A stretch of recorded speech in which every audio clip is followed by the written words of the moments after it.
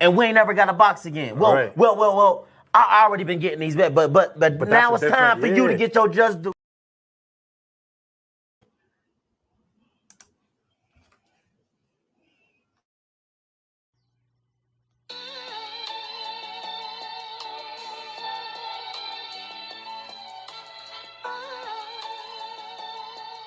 Yeah, you know the deal.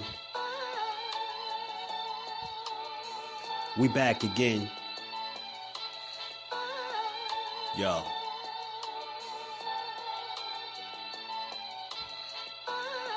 A round of applause for Jersey's finest. A lot of content creators not worthy, but they minus. They get offended and start singing like the whiners. Talking like they tough, but it's only screaming and whining. My homie JusDueBoxing is the cat you don't come to. Your squad get run through. By the time you come to, you duck food. You suckers talk tough on the internet, revealing all your threats. Now we got you trapped in the net. JusDueBoxing be on this grind, y'all better hustle up. You deadlifted 90 pounds, we doing muscle ups. There's really no comparison. His voice sound like a derringer. Throwing a towel, it's just embarrassing. My dog Just very philosophical and psychological, and he mixed it all with good boxing news. These YouTubers feel like Bishop, I guess they got the juice, but it's lonely at the top to Just to feel like child abuse. Be respectful, he don't wanna talk wild and loose. If you can't relate, you get dismissed like a mild dispute. These weird cats would tell lies, then they hide the truth. Why beyond views? You lose your life when you collide with dude. It's JusDueBoxing. All you cowards quit jocking.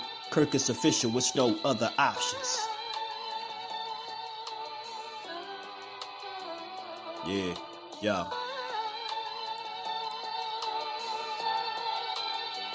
You know the deal. Judah Ben, we in the spot. JusDueBoxing, yeah.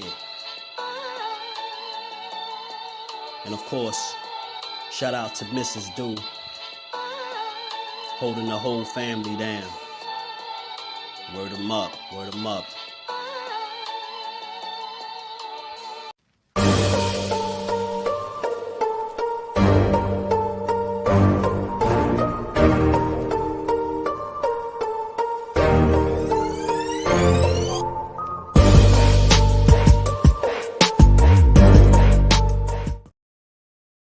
What's good? Salute to the fam. Salute to the fam. Good Thursday. We back to get boxing. It's JusDueBoxing. Y'all know how we do, man. Taking over the airwaves for a couple hours, man. You know it. You catch this on the playback. Come join the family. Sub to the channel. Smash that like button. Turn them notifications on, man. And come rock out with your boy, man. We here every day, Monday through Friday. Y'all already know 4 o'clock is our time. And we gonna keep building, man. This press conference is on. I believe it just started.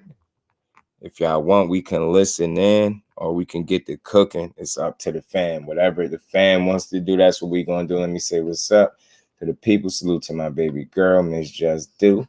The first one in the building. Appreciate you, baby girl. Coach Joe, what's good, family? You already know, man. We appreciate you, man. Baby boy is doing very well. He's just very greedy. Very greedy. Skills, Mr. New Orleans in the flesh. A hell of classic content on the rise. You already know all hell classic content on the rise. Skills, you know it, my bro. Miss Joette, salute to the queen. How you feeling today?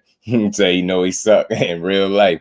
817, my guy, was good with it. 10K, was good, bro. How you feeling? How y'all bros feeling on this good Thursday, man?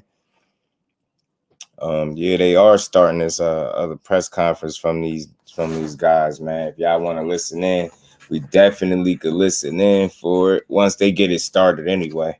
Once they get it started, because they ain't get it started just yet. You know, but we definitely could listen in on that and we could cook. Y'all know how we do. So I got my phone pulled up and my other laptop as well. So we trying to stay in the loop. When they get it going, we gonna get it going. You know, we gonna tune in. Mike, what's good, my bro? How you feeling today, man? Appreciate you stopping through. Salute to the fam in the building. Gossip, what's good, Brody? How you feeling? I just send the young king a gift. Hey, man, you already know we appreciate you. 817. And again, speaking of gifts, man, salute to all y'all, man. Salute to the family, everybody that reached out, everybody that sent, you know, gifts or money for gifts, much appreciated, man. Y'all made sure baby boy came into the world right, man. Y'all made sure a lot of people looked out. So I do want to say I appreciate every last one of y'all. And we just gonna keep building, man. Y'all know how we do. Baby boy gonna be making a cameo whenever he wake up. His little spoiled self. Salute to the fam. Oh, Trey, what's good with it, fam? How you saying? Got my 10 pounds of crawfish for my fight party. Talk to it, bro. 10 pounds of crawfish. You ready, man? Again, I wanted to do this the same way I did for a couple of fights previously. Like, it's something that I wanted to start, right? Whenever we got a meaningful fight, a big fight, I want to, when it's fight week, we're going to just do our due,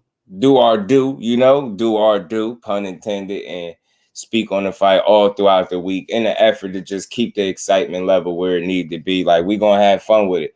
And like I said, if people are truly paying attention and listening to the content, if you really listening, you noticing over here, you getting a slightly different conversation each time we talk about this fight. It's something else. It's some more reading I do, something else, another interesting angle, and it's different stuff. You get what I'm saying? Like, I don't know. I watch a lot of content. I haven't seen anybody bring up the fact that, and then maybe I missed it. I don't see everything that Crawford feels as though he's massively overachieved in his career. I thought that was very interesting. And like I said before, whenever you got a big fight, as it gets closer and closer to the fight, the strangest information comes out. Like, again, with the hot sauce thing, with Terence Crawford not liking hot sauce, like just little stuff. Like, it's always something little, or, things that could possibly factor into the fight. Possibly. Jonathan, what's good with it, bro? How you feeling? Yeah, that was funny, man. I like to see it, man. I like to see it. And you know what? I do like this, though, Jonathan. He said he wanted to put it in perspective. If he can't get none of the guys that he's aiming for, which are the top guys, he'll take the step. He even said step down and fight that dude, and he'll stop him. I don't really want to see it. I know Bozo is chasing a fight with Lomachenko, and he's claiming it's a stadium fight awaiting. And I think he's simply trying to cash out. I think KAMBOSOS is looking to cash out for real, for real. Salute to my bro, God self. 817 the fool. Big Tex, what's good, Brody? How you feeling? Edgar Chavez jersey is in the building. What's good, my bro? Why BBO released the tank? Yeah, I told you, that's why I took his wrench last time. 817, I ain't gonna lie. And I don't even do stuff like that. That's why I took his wrench last time. He was coming weird in the chat when it came to Tank. And I was like, where's this energy coming from? I be who I be. Salute, family. How you feeling, bro? He worse than the buy. Yeah, with the mug shot, right? Like, I'm telling you, y'all, and y'all could always hold me to this. Y'all know, like, I really take this seriously in terms of using my voice responsibly. I'm not gonna be a content creator that's gonna be a guy responsible for tearing down fighters. Like, I'm just not into that at all. Like, and you really love the sport, you want to build it up, not tear it down. I'm not saying everybody's tearing it down, and I'm not saying that, right? But one thing y'all can constantly guarantee with me is that it will be no tearing down of the fighters over here, right? Everybody is free. We free thinkers. We all can have our opinions. I don't even disagree with people.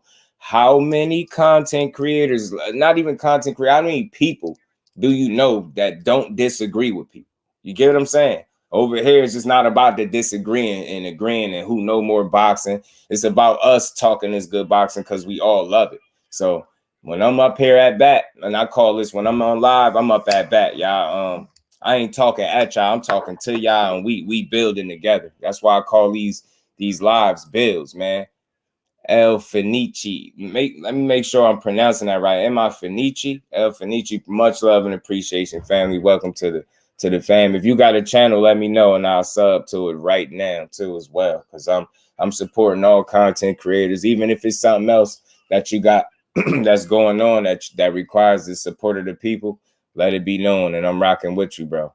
I'm rocking with you. Thrill Hill, what's good, my bro? Disagreements call for good conversation, right? And yeah, I know that. Appreciate you stopping through and joining the family. And let me just break it down to you. Reason why I say I don't disagree with people, you get what I'm saying, because it makes it personal, right? And if you ever notice, most conversations turn into arguments once the first time somebody hear the word disagreement. So for me, like, I'd rather just let you speak your piece and then tell you what I think. Like, we build. You get what I'm saying? We build on it. Like, I'm not interested in trying to prove to nobody that's in my chat I know more boxing than you. I want to prove that I love boxing just as much as you. I'd rather do that. You get what I'm saying? By having a dope conversation. And it's like, you get what I'm saying? Everybody got something to add to this community. If you're a real boxing supporter, you got something to add, and I just rock with it. You know what I mean? Oh, okay, bet. Got you, bro. Got you. Got you. El Finici. Got you, bro. Much love and appreciation. 903 Boxing. What's good, family? How you feeling, bro? Salute to y'all. They is kind of getting it started. If y'all want, I can turn this up. We can tune into this audio a bit because this did come on the same time I'm going live. You get what I'm saying? So we could just tune in the audio. You know, I wish I could screen share it, but hey, man, we're gonna listen to it. We're gonna see what they got going on. Salute to everybody in the building. We're gonna listen to this and we're gonna cook. Y'all know how we do. I want Giovanni to win. 10K. I want Giovanni to pull it off. It's also being brought to you by DraftKings Sportsbook.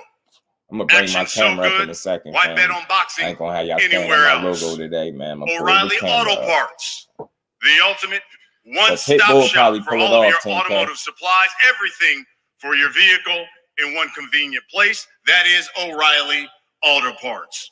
And brought to you by the new R-rated comedy Strays. It's in theaters August 18th. And The Legend of Dracula is born. The last voyage of the Demeter. To the fam in the building, man. We just getting started. Like I said, we're gonna listen to some of this audio. Let me show you what's going to happen here. Presser. We have a four-fight card pay-per-view event. Kicks off special start time. You know, that's 8 o'clock. Giovanni wins. Me too, Roger. What's good with it, fam? Appreciate you pulling up. And they just getting started, by the way. Yo, this getting started, so we ain't missing nothing. I just want to make sure everybody know what we on right now. We listening to some of this final press conference before this fight. You get what I'm saying? I think it's going to be one of the best absolute fights of this year.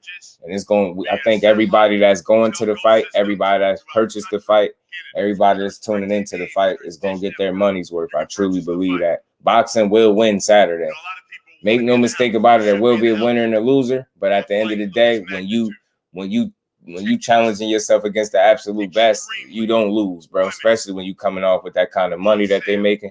JJ, salute fan. Mike Biggs, boxing, my bro. How you feeling, bro? Appreciate you stopping through. Circuit tickets where you can watch this fight. So we're gonna listen to some of this. Then we're gonna get into this article I read about Bud Crawford saying how he feels like he overachieved in his career. You get what I'm saying? And how we all feel like Errol Spence got this black Airforce energy. You know, NAOYA, NUA, Monster. He got some big plans moving forward, y'all. One of the names, y'all threw one of the names out there that he potentially could be chasing in the higher weight classes, and right on par.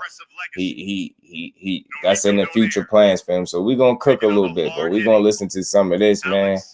And we're gonna rock out. Attention for Giovanni. If he beats Cruz just to piss everybody off, boy, you know they'd be mad too, Roger. Definitely boxing will win, bro. Boxing wins that day.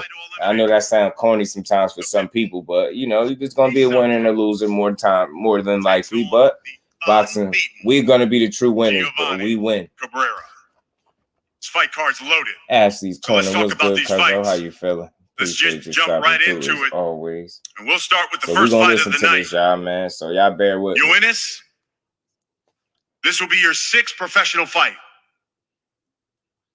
Tell us and tell the boxing public here why in your 6th professional fight, you feel like you are ready to challenge a man who's had over 35 professional fights and has already fought some of the biggest names at 154 pounds. Yeah, he was 10K. He had a hand injury, bro. He had to pull out. Esta es tu 6ª pelea como profesional.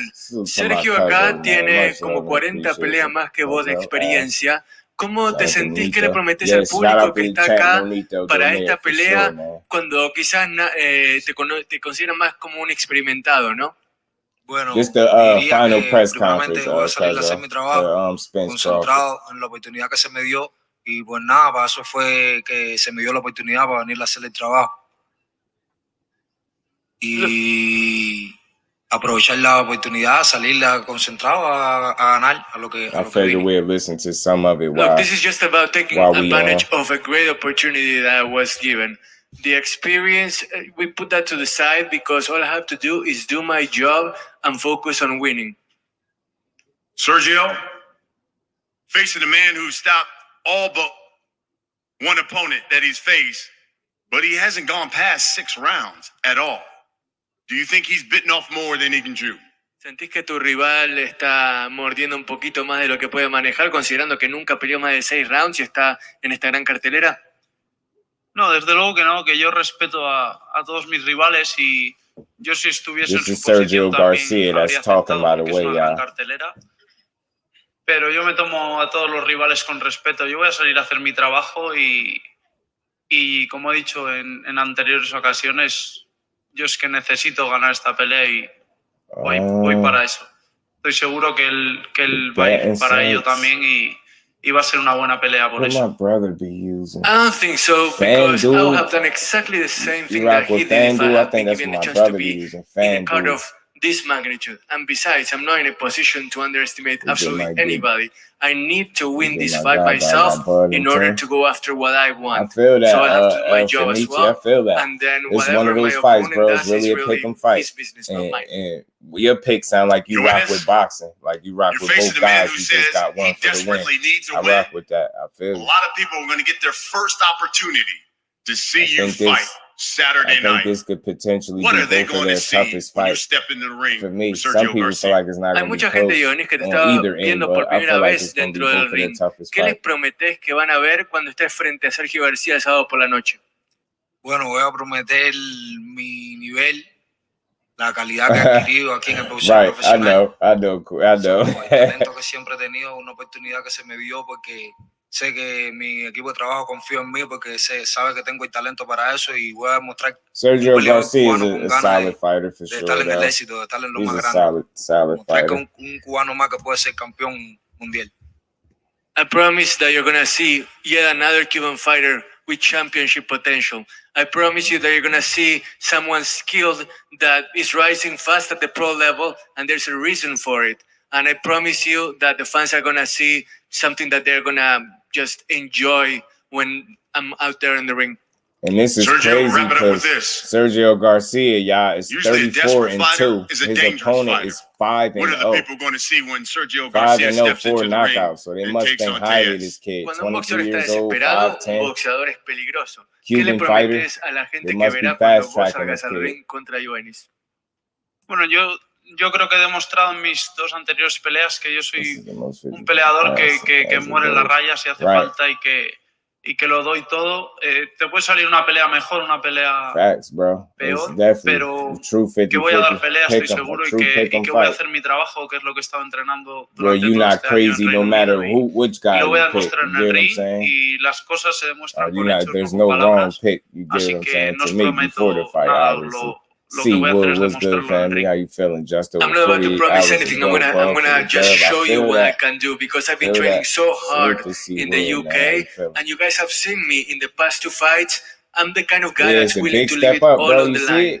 So I'm just gonna give it my all. I'm gonna give the fans the show that they deserve, and then let the chips fall where they may. That sets the table. One will prevail. On July 29th, Saturday, I think both will test each other more than they've ever been tested. Now we get to the next fight of the night that you'll see on this Showtime pay-per-view broadcast. Because of what's at stake, they're going to really truly bring it. Like this is a world title fight in that ring. For the vacant WBC Bantamweight title. Nonito Donaire, the ageless wonder at 40, trying to win a world title once again. But boy, he's got his hands full. How you feeling, and he's taking on Alex Santiago. Nonito, I think after your last fight, talk to him. There are a number of folks who are here who wrote and said, it's over, he's done. Let's go, Nonito. Let's get that done. What makes you believe that Nonito Donaire is not only back, but better than ever and ready to win another world title against such a young, strong fighter? 3-5, and he's 47, going 42-7, y'all. I gamble. And sometimes you win and sometimes you lose. There's nothing to put down on that. But again, for me going into this fight, it's more of the fact that I just got to show it to them. I just got to show it to them that I still got it. And I was interviewed before, and I said that I'm doing it for me now. I'm doing it for me, and I'm doing it for what I'm capable as a Cuban too, because I enjoy as sports. A Cuban, he definitely had to have a I'm crazy amateur background for them to be putting him in there with Sergio yesterday, but I do have that grown man strength. You damn sure do. You got that old what does that mean? strength. It means that the power at this age is so much more potent. You put so much more into it, not just emotion, not just experience, not just anything else, but you put every essence of a man into every punch that I will be delivering into this fight. Talk to him, no need That's grown man strength. Yeah, grown man strength. Get a knockout?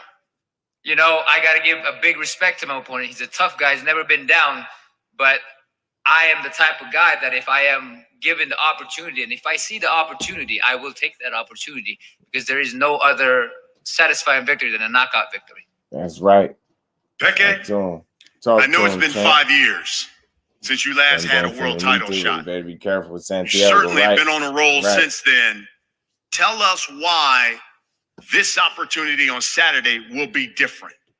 Peke, hace 5 años tuviste la oportunidad de pelear por el título y desde ese entonces has peleado de una gran manera.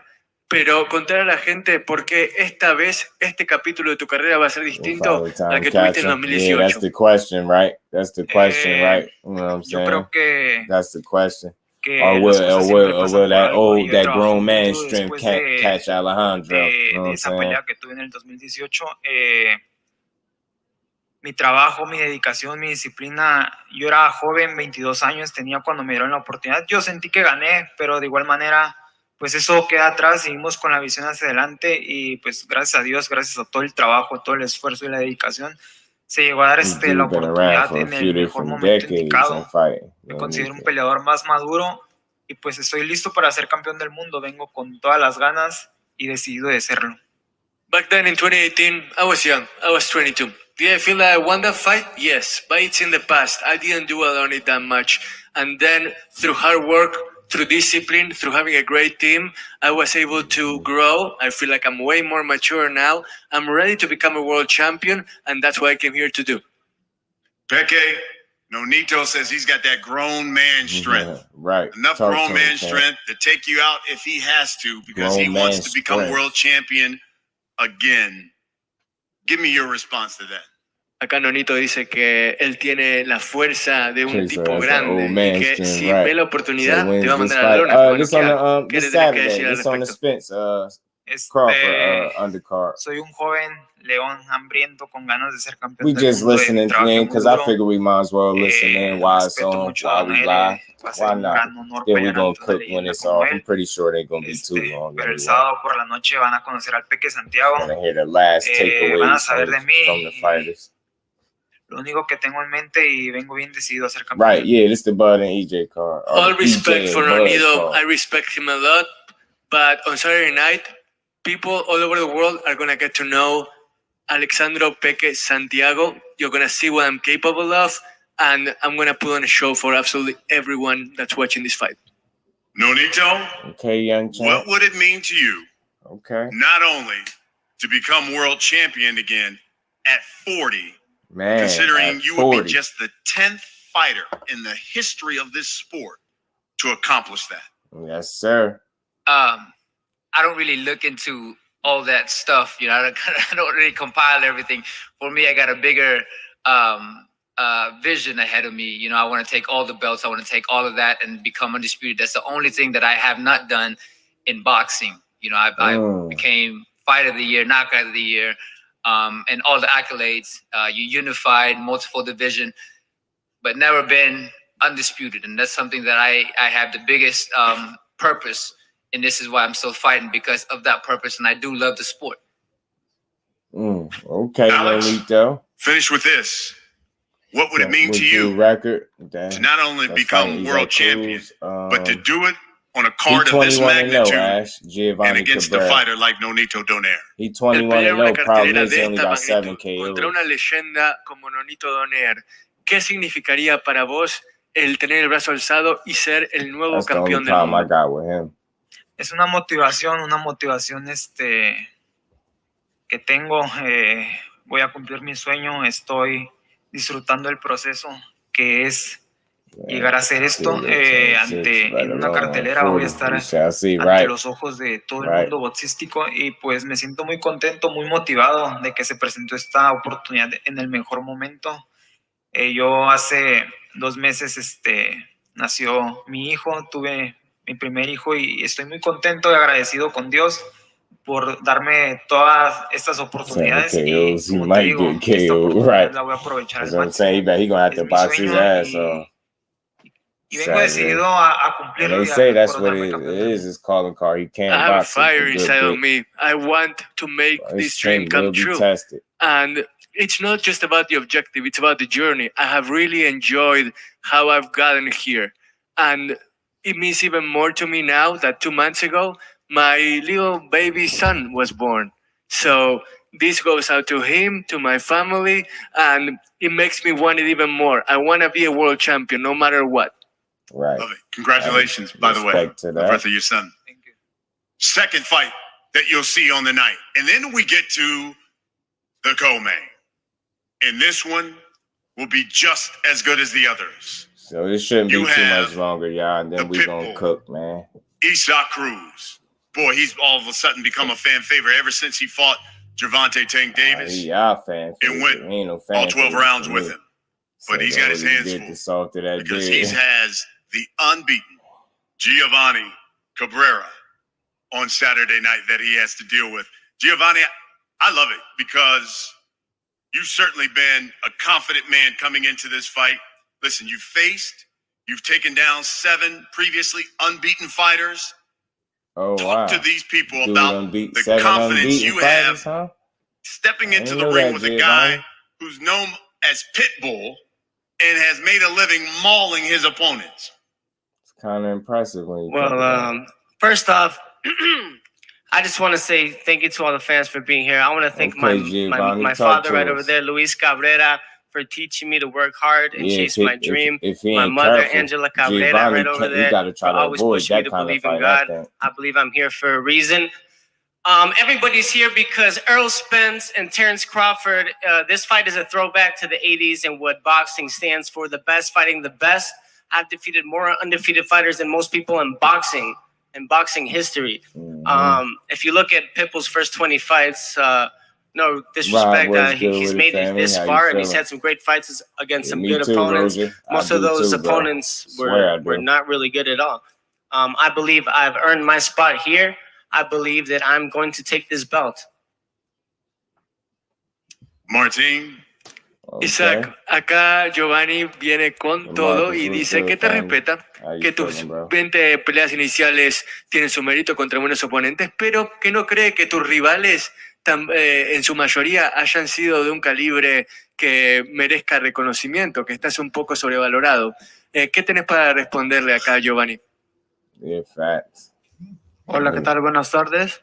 Yo no tengo nada que decir. El día sábado voy a demostrar por qué estamos en esta gran cartelera y por qué merecemos una segunda oportunidad contra Gervonta Davis.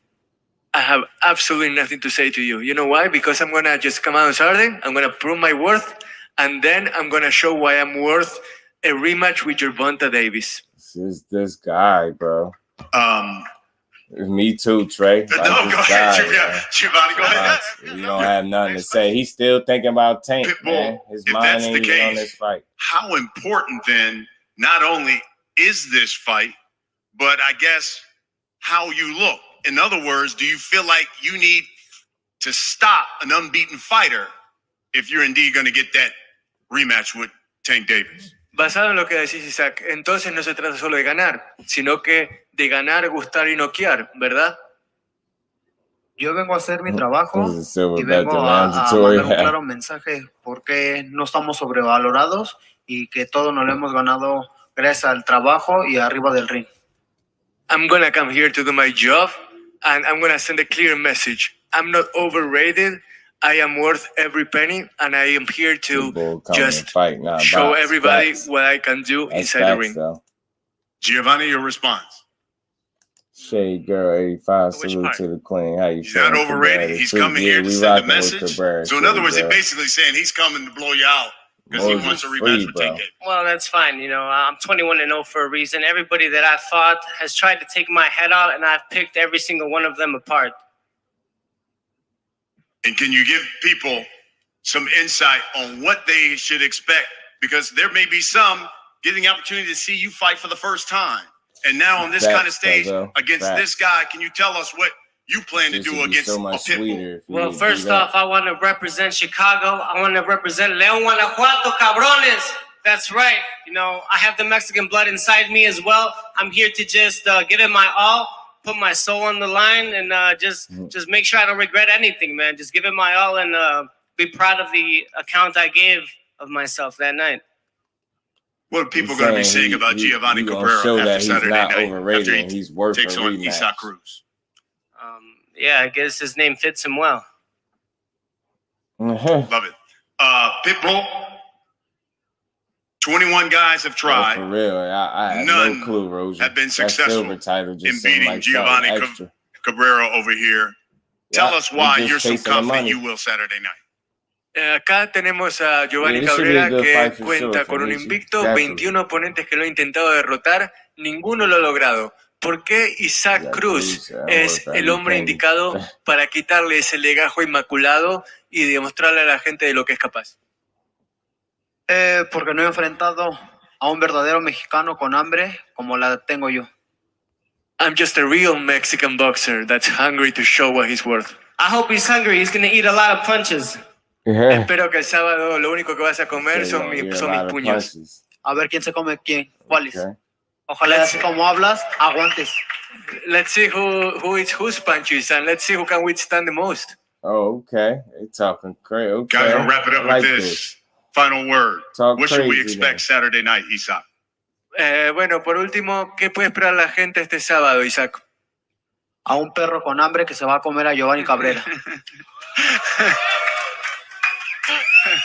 Yo también tengo hambre y vamos a comer taco de perrito. Okay, so Isaac was saying you're going to see very hungry people that's going to eat Giovanni Cabrera up.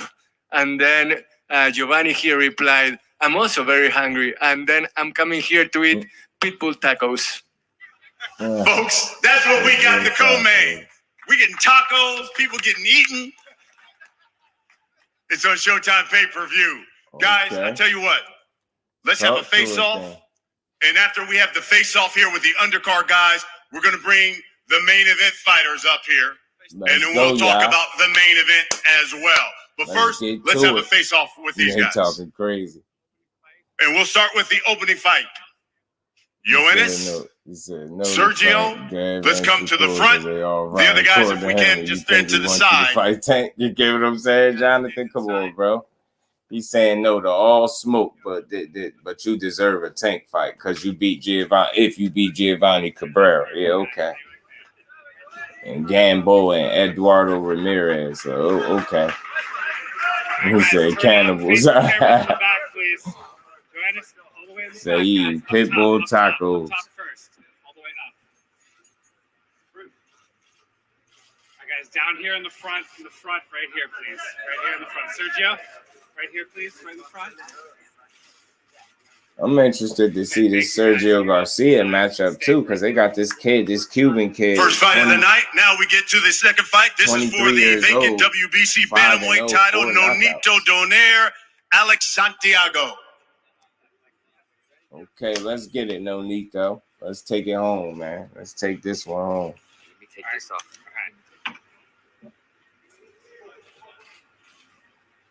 All right, guys, turn out and face the cameras all the way in the back up top. Alejandro, all the way in the back up top.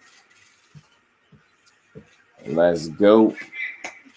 Let's get to this main. Let's get the main event guys in there to talk their trash real quick, y'all. We're going to get to it. Okay, thank you very much, guys. Hang tight for the group shot. Just take off back to the side.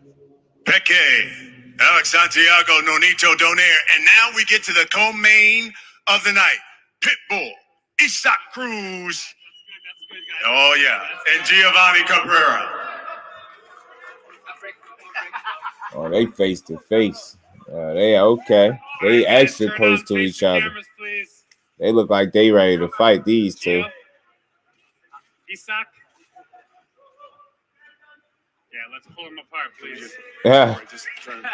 They look, they don't even want to turn. Look, Brian Custer. Look, Brian Custer telling them same time. Real quick. They don't want to fit. They don't want to turn. Isak, what 2 belts Isak Cruz got? This dude holding up 2 belts. All right, guys, here in the front.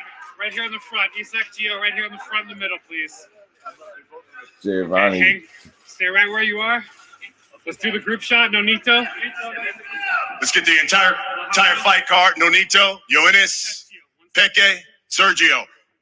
This is the undercard, folks, on July 29th. Okay, y'all, let's get it. Because I was sponsored by Shoe Palace. Let's get it, y'all. The undercard is out the way, and we about to have that main event coming up. And we gonna cook people like he that guy. You see him, the guy himself, how he's standing there looking at bro. He's standing there looking at bro like he ready to take his head off right now. Thank you, gentlemen. In just a few moments, we will have the main event fighters, the 2 unbeaten champions. You can't box. The unified champion, Errol Spence Jr., and the WBO welterweight champion, Terence Bud Crawford.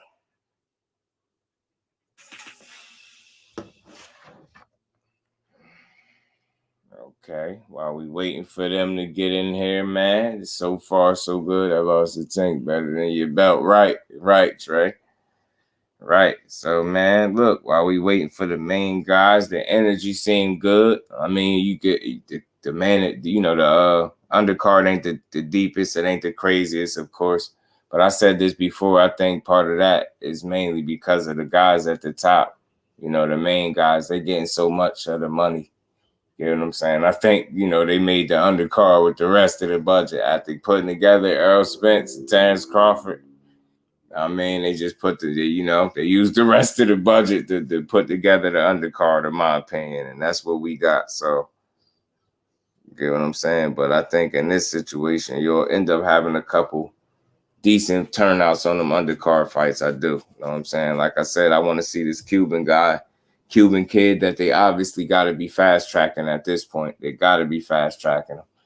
You know what I'm saying? They putting him up in there. They that willing to put what's his name? Ioannis Talese. He's 5-0, y'all. Ioannis Talese. 5-0, 4 KOs. He's 23 years old. 5'10", a Cuban, Orthodox fighter. And it's crazy. What the hell? He got back-to-back fights scheduled, y'all. This how crazy they must really rock with this dude, Ioannis. Because he got a fight scheduled for Saturday with Sergio Garcia, who's 34-2. And then he got a fight August 26th. There's no way he got July. There's no way he's fighting a month apart. August 26th. Johan Gonzalez, 32-2. There's no way he fighting these dudes that close apart. There's no way he doing that. I mean, I know he probably might be on the fast track, but he can't be on that fast of a track. Undercard is decent, right? It's going to be better, I think, than what people think, bro. Cruz broken record at this point. Yeah, he won't stop mentioning Tank every day going. Every chance he get. Teach, what's good with it, Teach? People, when I play, all I heard from was Tank, right. He going to mess around and lose focusing on Tank. They had to flip. Who speaks first, second for this press? Right, Thrill, you know what I'm saying? You just never know. Not that fast of a track. You get what I'm saying? He can't be on that. I know he might be on a fast track, but he better not be on that fast a track. Because they got him fight for Saturday, and then they got another one August 26th. Like, bro, what? You're about to fight in July, you get what I'm saying, 29th, and then fight August 26th, less than a month. Like, ain't no way. You ain't on that type of fast track, bro. Kai Sports, what's good with it, my bro? How you feeling, man? Appreciate you stopping through.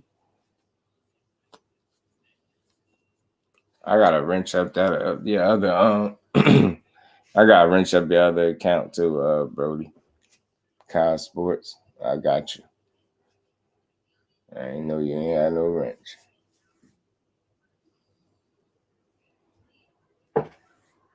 Goes to the cars. There's no way PBC. That's Cabrera, right? Unless it's a master class. Unless it's he gonna have to make it super clean if that's the case.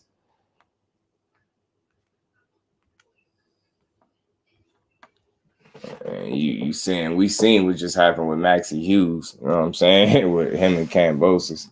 So that was like that. That's as wild as it get. Never know. Young fighters do fight a lot. That's quick, right? Less than a month, right? Less than a month. I'm like, bro will still be recovering by that time. Like, sheesh. Like, damn, maybe I don't know what that's about exactly. But man, blessings to him. You getting back in there right back that fast. And you fighting another experienced guy. Sheesh, dude got a handful of fights. He fighting Sergio Garcia, who's 34-2. And that dude just more recently lost them 2 fights. He was just undefeated not too long ago.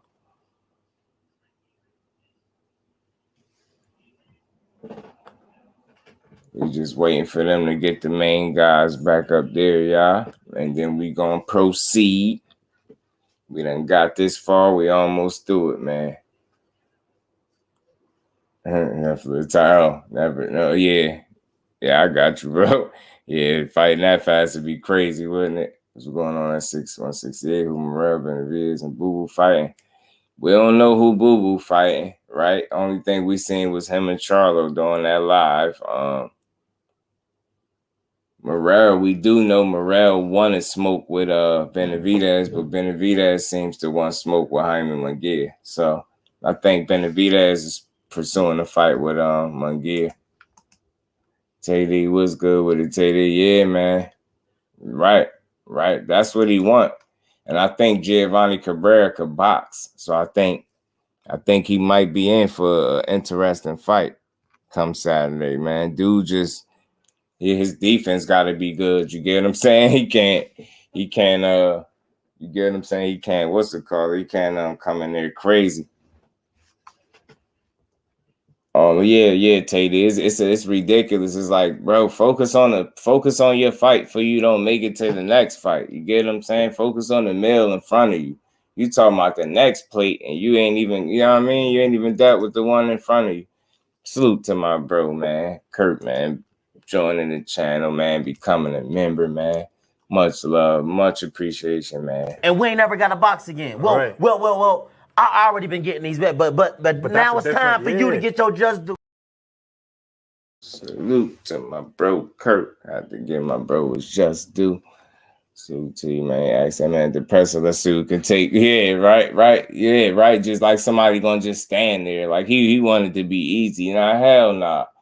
Cabrera, man, come to box. And that's what he do anyway. That's because he said, all his opponents come to try to take his head off, and he beat all of them. He ended up boxing them. You know what I mean? Boxing their head off. So, that's what I like to hear. Box his ears off. I'm going to get his food. That's why he being pressed. Nah, absolutely, bro. They know it.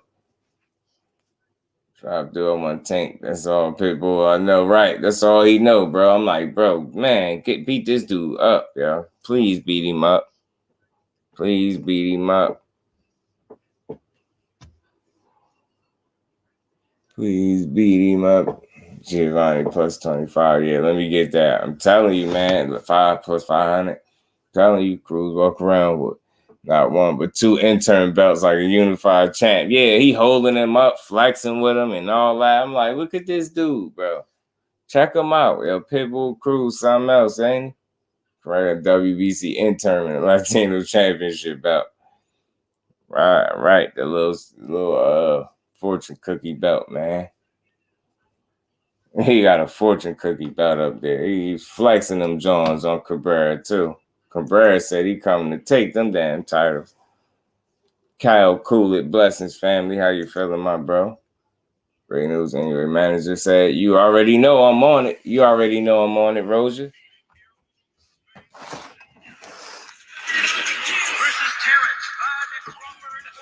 Hold on, I got some some of that music I'm playing, man. Dang. They about to get it started, though, y'all. We about to get it started. People win this fight. We will never hear the last of it. I'm telling you, bro. I'm telling you, he ain't gonna never stop. Salute to my bro, Kyle, man. Original Skywalker, what's good, family? How you feeling, bro? Trey, what's good? Would appreciate you in that super chat. He said, Pitbull wins. Old Tank still won't fight him. Yeah, facts. Know what I'm saying? Like, ain't nobody trying to see that. Well. I already been getting these bet, but now it's time for you to get your just do.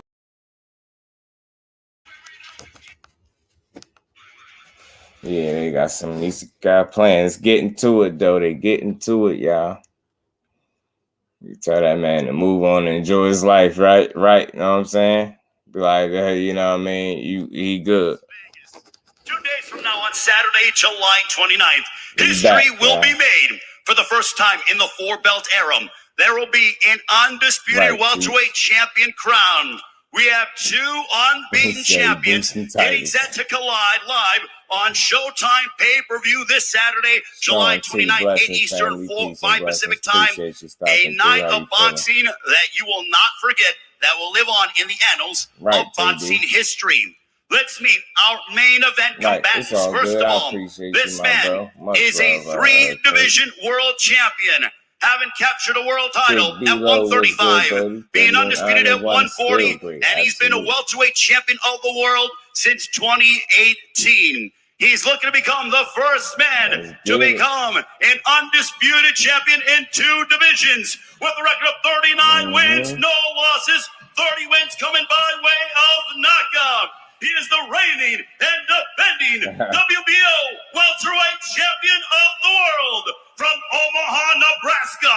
Ladies and gentlemen, please welcome the undefeated Terrence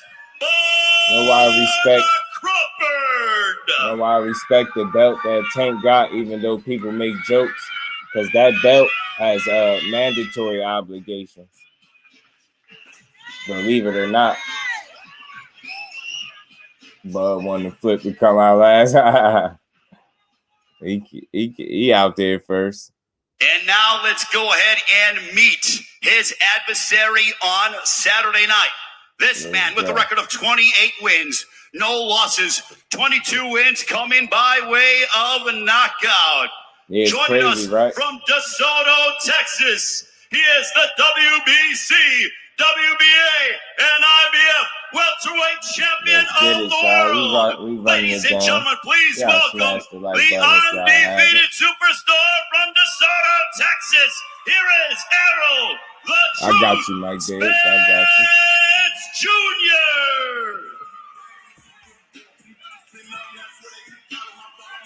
He got his smoking bud tee on with his fitted.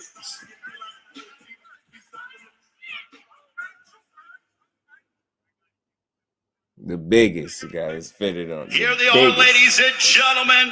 Face off, let's go. To go for the undisputed welterweight championship of the world. Errol Spence Jr., Terence Crawford, this Saturday here in Las Vegas on Showtime pay-per-view.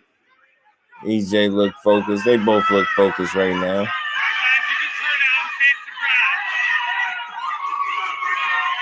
Hey guys, you can turn out, face the crowd, guys.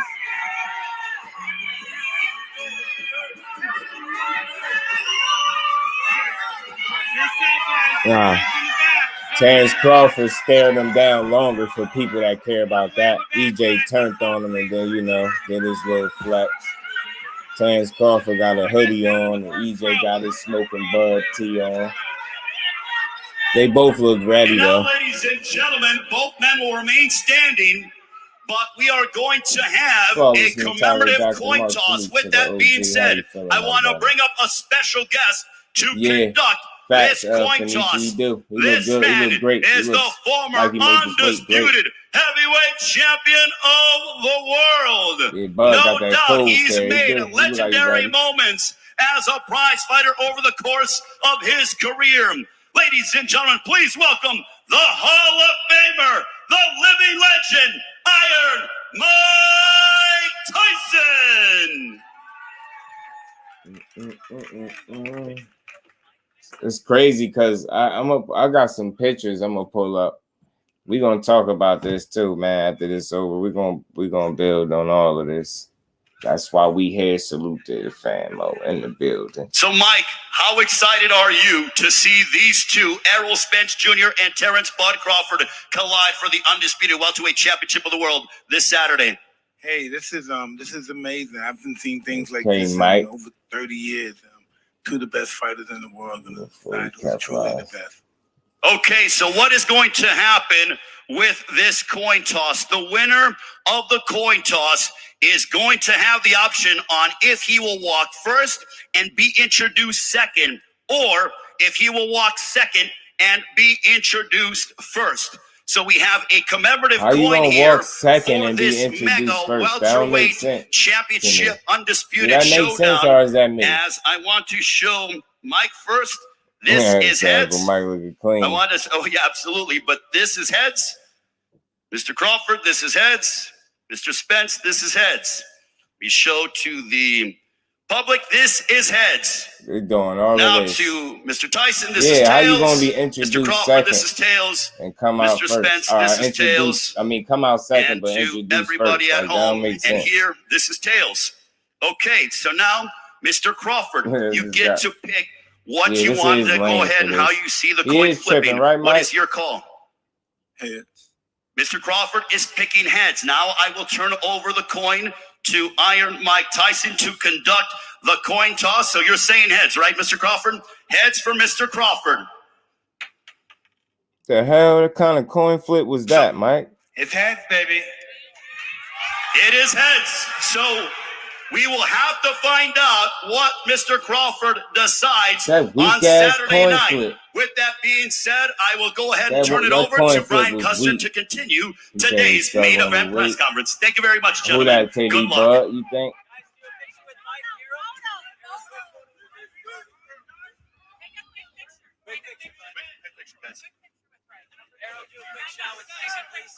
Yeah, that was the weakest coin toss I ever seen. He ain't even do no coin flip.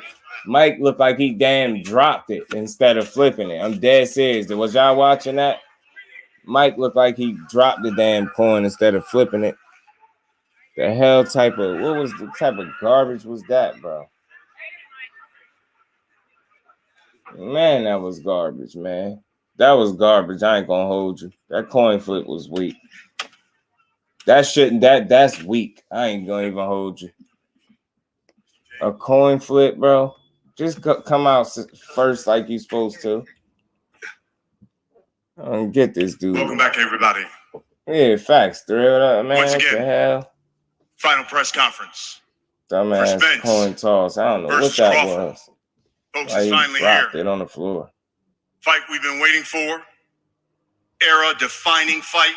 His head certainly will enhance the legacy of two of the best fighters to see who come out walking on first planet or Earth second. right now, as well as history being made. I'm telling you. First time in this four-belt era, You, man. we will have an undisputed welterweight champion of the world, and we can dub him without question as the pound-for-pound king of boxing. It's gonna be a great fight, bro. July 29th, this Saturday, right here, T-Mobile Arena. Produced by Showtime Pay-Per-View. Teach, man. That's it. Brought to you by Premier Boxing Champions. You get what I'm saying, bro? Who really does Being promoted by Man Down Promotions, TBC Promotions, GBC Promotions, and TGB Promotions. It's being brought to you by DraftKings Sportsbook. Again, action so good, why bet on boxing anywhere else? O'Reilly Auto Parts, the ultimate one-stop shop for all your automotive supplies. Everything for your vehicle in one convenient place. That's O'Reilly Auto Parts. Brought to you by the new R-rated comedy Strays. Comes your way in theaters August 18th. And The Legend of Dracula is born. The Last Voyage of the Demeter in theaters beginning August 11th. 4-fight pay-per-view card. Special start time, 8 p.m. Eastern, 5 o'clock Pacific time. You can stream it here in the U.S., Showtime.com/PPV via the Showtime app. Tickets extremely limited. Facts. Purchase AXS.com. Yeah, you see what I'm You saying? can also purchase some clothes, circuit tickets, watch the event at the MGM Grand Garden Arena. With the hoodies, though. They are now on sale at AXS.com. Let's talk about this fight. We'll talk with these camps. I don't get it. Why he dressed like that? Maybe because we have undefeated, fighters, undisputed, unprecedented type of event. These main event fighters, combined record of 67-0, a combined 52 knockouts. Let me bring here to the podium one of the promoters of this fight. He's the president of TGB Promotions, Tom Brown.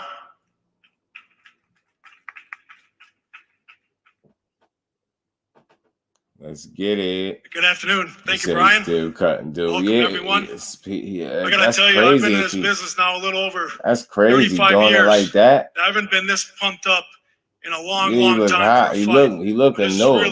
This is really spectacular. He look annoyed. This is as good as a matchup as you can get. Hot ass hoodie you got the two best fighters in the world, both undefeated world champions, and I mean, both guys are just so damn talented. It's going to be an all-out war from start to finish.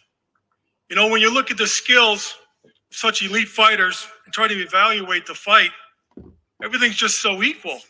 Speed, ring IQ, power, chin, jab, footwork, conditioning, trainers. Everything's just so close between them. So I believe it's going to come down to who wants it more. That mental toughness and who can dig down the deepest.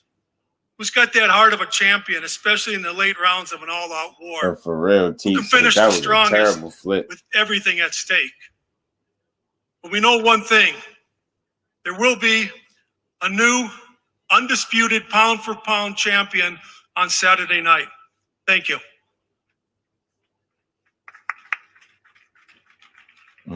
Thank you, Tom. Yeah, Jonathan. I don't know what kind of. Let me bring to the podium the man who will give you, of course, more details. That was a flop, a coin surrounding flop. The fight, all the programming surrounding it. Flip. It was a coin the televised flop. PPV portion of the evening. I like to call him boxing's best friend. He is the president of Showtime Sports, Mr. Steven Espinoza. That's the guy right there. Steven Espinoza be making it happen. Thank you, Brian. I know Showtime glad they got when people ask like me him. What I do, be working. I usually say I'm in the event business.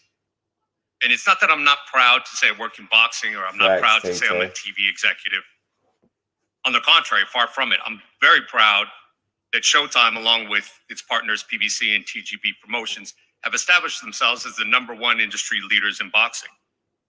When people ask me that, I say I'm in the event business. And why is that? Because we are in the business of helping create memorable events, and more specifically, once-in-a-lifetime experiences. And what is happening Saturday night is exactly that. It's not a fight. It's not a boxing match. It's not a television show. Calling it any of those things doesn't do it justice. No, Saturday night is a once-in-a-lifetime experience. All of it. The build-up, the rivalry, the stellar undercard, the atmosphere, the excitement, the adrenaline, the history, the legacy. Whether you're in the arena or at home or watching with a group of people at a fight party, a fight of this magnitude with these stakes is an experience, a once-in-a-lifetime experience. You know, this past Sunday, before I came to Vegas, I was back in New York. I went to the Drake and 21 Savage concert. Great show, amazing performance, had a great time. Steven was out in the street. And this is nothing against Drake or 21 Savage. They're on tour. They're performing 54 dates. You have 54 opportunities to see those performances. This right here, Spence versus Crawford for the Undisputed World Championship, is one night, once in a lifetime opportunity to say that you saw it live. One opportunity to be part of this rivalry, this excitement, one opportunity to be part of a once-in-a-lifetime experience, one opportunity to witness history. The Showtime pay-per-view kicks off this Saturday, 8 p.m. Pacific, 8 p.m. Eastern, 5 p.m. Pacific. Streaming prelims, 6 p.m. Eastern, 3 p.m. Pacific. Don't miss it.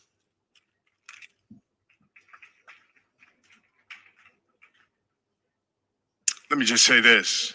Let's get to it. It's one thing when you go to your office, your position, you have a boss who is in the boardroom with power brokers. It's another thing when you also have a boss who goes to Drake and 21 Savage. My man, Steven Espinoza, and you didn't call me either. Nah. But I still love you. Saying let me bring here now to the podium. Man. Let's get the fighters up there. Let me acknowledge, and I saw him, the assistant trainer for Bud Crawford. Where's Esau Dieguez? I saw him out there. Want to acknowledge you, sir. Good to see you. But let me bring to the podium now. This man's the head trainer for the WBO welterweight champion of the world.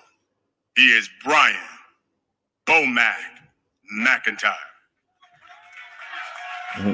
Brian Bomac McIntyre. He said, TD, he said he ain't invite him. Steven Espinoza was out in the streets with it. We're here now, y'all. Ain't nothing else to say. You can't hide no more. Kurt. It's time to take care of business. Work time. Work time. Work time. Also, I want to give a shout out to Red Spikes. He's another assistant trainer. Where you at, Red? I see you. You and Sal. Where Bernie the boxer at? Yes, sir. It's time to go to work, y'all. You can't either. You can't either. You can't do shit. Now. You can't do shit to ring with him either. Got it. I promise you that. Okay. All right. Bomac gets Let me bring here to the podium now. Before I do that, let me acknowledge from the Spence camp, I saw him, father of Errol Spence Jr. There he is, Errol Spence Sr. Good to see you. Coming to the podium now, 2022 Boxing Writers, 2022 Ring Magazine Trainer of the Year, Mr. Derek James. Go DJ and I'm gonna EJ. piggyback off what he said. Yeah, I don't know who he was yelling at exactly. And they ain't had a camera on. And I just want to say, my chant is, it's time to eat. It's time to eat. And the reason why I say it's time to eat, because he hadn't missed a meal. It's time to eat. Yes, it's sir. time to eat. It's time to twirl. It's time to make it happen. Tired of talking. Yeah. Hey, listen, hold your voice. Hold your voice. Hold your voice. Hold your voice. Because y'all gonna get it. You can't talk. You can't fight. None of that. It's time to go. Showtime. Let's go, DJ. He said, hold your voice. Because you can't talk. You can't fight. Let's go, DJ. Let's go. They're getting tired of the talk. Coming to the podium. Oh, we're just getting started. Coming to the podium. Considered by many in this sport. Let's go. Number one, pound for pound fighter in the world. Since he's moved up to welterweight, he has stopped every opponent he's faced. That's 7 straight. In fact, he has the second longest active knockout streak in the sport of boxing among current world champions. 10 straight knockouts.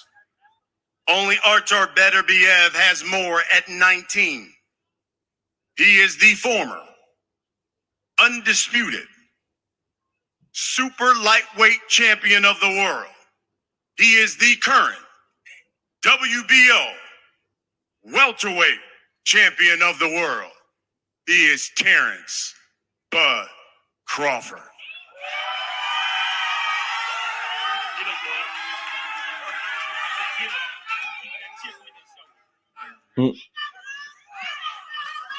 What's up, everybody? What's up, everybody? First and foremost, I'd nobody, like to thank God for blessing me with the opportunity to be here amongst each and every one of y'all. I'd like to bless everybody that has something to do with putting this event together. Y'all already know what time it is now. I'm ready. He ready. we're going to have a fish fry come Saturday. But listen, though. Listen, though. Yeah, boo, Matt. My family, Errol family, man, you got to calm down, brother. Because listen, man, things can get real sticky real quick, and then everybody would say, this is what we do every time we come out. This is what we do whenever we come out. Social media, my ass. Bro, listen, just like you talking, just like you doing all that talking, bro, it can turn deadly real quick. But on both sides, so why not support, listen, why not support your fighter? Support your fighter. You ain't got nothing wrong with that. Support your fighter. Y'all support y'all fighter. Let's come together, make this event a success. Instead of everybody saying every time we get together, you know what I mean, it's always shooting and violence. That's what I want. Y'all can say whatever y'all want, but I'm probably older than you and been through way more than you. So, you know what I mean, I'm more mature. But, you know what I mean, I wish Errol and his people's the best. You know what I mean? What? Oh, shit. Hey, everybody know Team Crawford. Y'all know I get active. Right there. Let's go.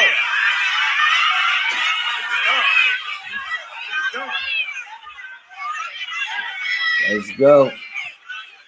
Yeah, but I don't know. I mean, you gotta expect it to be talking. I don't know why it would go left.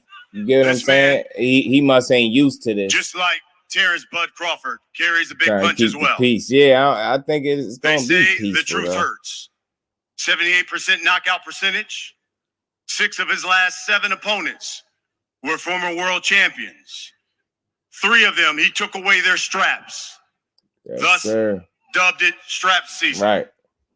He's the unified WBC, IBF, WBA, welterweight champion of the world. He goes by the name, The Truth. He said, Big wait fish. till the fight. Right. Man down. The biggest. Put him in the dirt. Grave digger. Belt snatcher. They're going nuts. Mr. Errol Spence Jr. Yeah, he definitely did, Kurt. He did say something real. He did. Y'all know what time it is, strap season. Truth time. First of all, I like to thank my mother and father, because without them, I wouldn't be here. They blessed me with the resiliency to get through a lot of stuff in life. I like to thank everybody coming out here and supporting. Make sure y'all order Fight on Showtime pay-per-view. I guarantee you I'm going to put on a great show and a great performance. Make sure you bring your season for Saturday night, because we're going to have a crawfish boil. We're going to boil his ass. And bring the hot sauce too. Bring the hot sauce too. You already know Bowman got the season too. He going to be right there with us after the fight. Talk to him. Talk to him, EJ. Gentlemen, let's talk about the fight. That's why we're here. Derek James, I'll start with you. He ain't like how they was talking to him, Fenici. You know what I mean? Earl team was kicking up on him. You're going like for another. Can you give us some insight on what it takes to win fights like this, of this magnitude, especially with so much on the line? Well, it just takes a lot of fortitude, a lot of discipline, a lot of focus. I think that I know for sure Errol has that, no different than Jamel or whatever. But tonight or tomorrow or Saturday night, this time. I mean, we waited. We made this happen. We took every belt. He just had to hold his title and fight nondescript opposition. We beat champions to get here. Listen. Why everybody got something to say? Everybody talking. You're not a fighter. You're a fighter. Hey, man, listen, man. DJ tired of people. Don't worry about that. Brian. Don't worry about that. You know, the interesting thing is you've already produced an undisputed champ. Now you've had the opportunity to kind of make history and do it. DJ tired. Be the first male to do it in another weight division.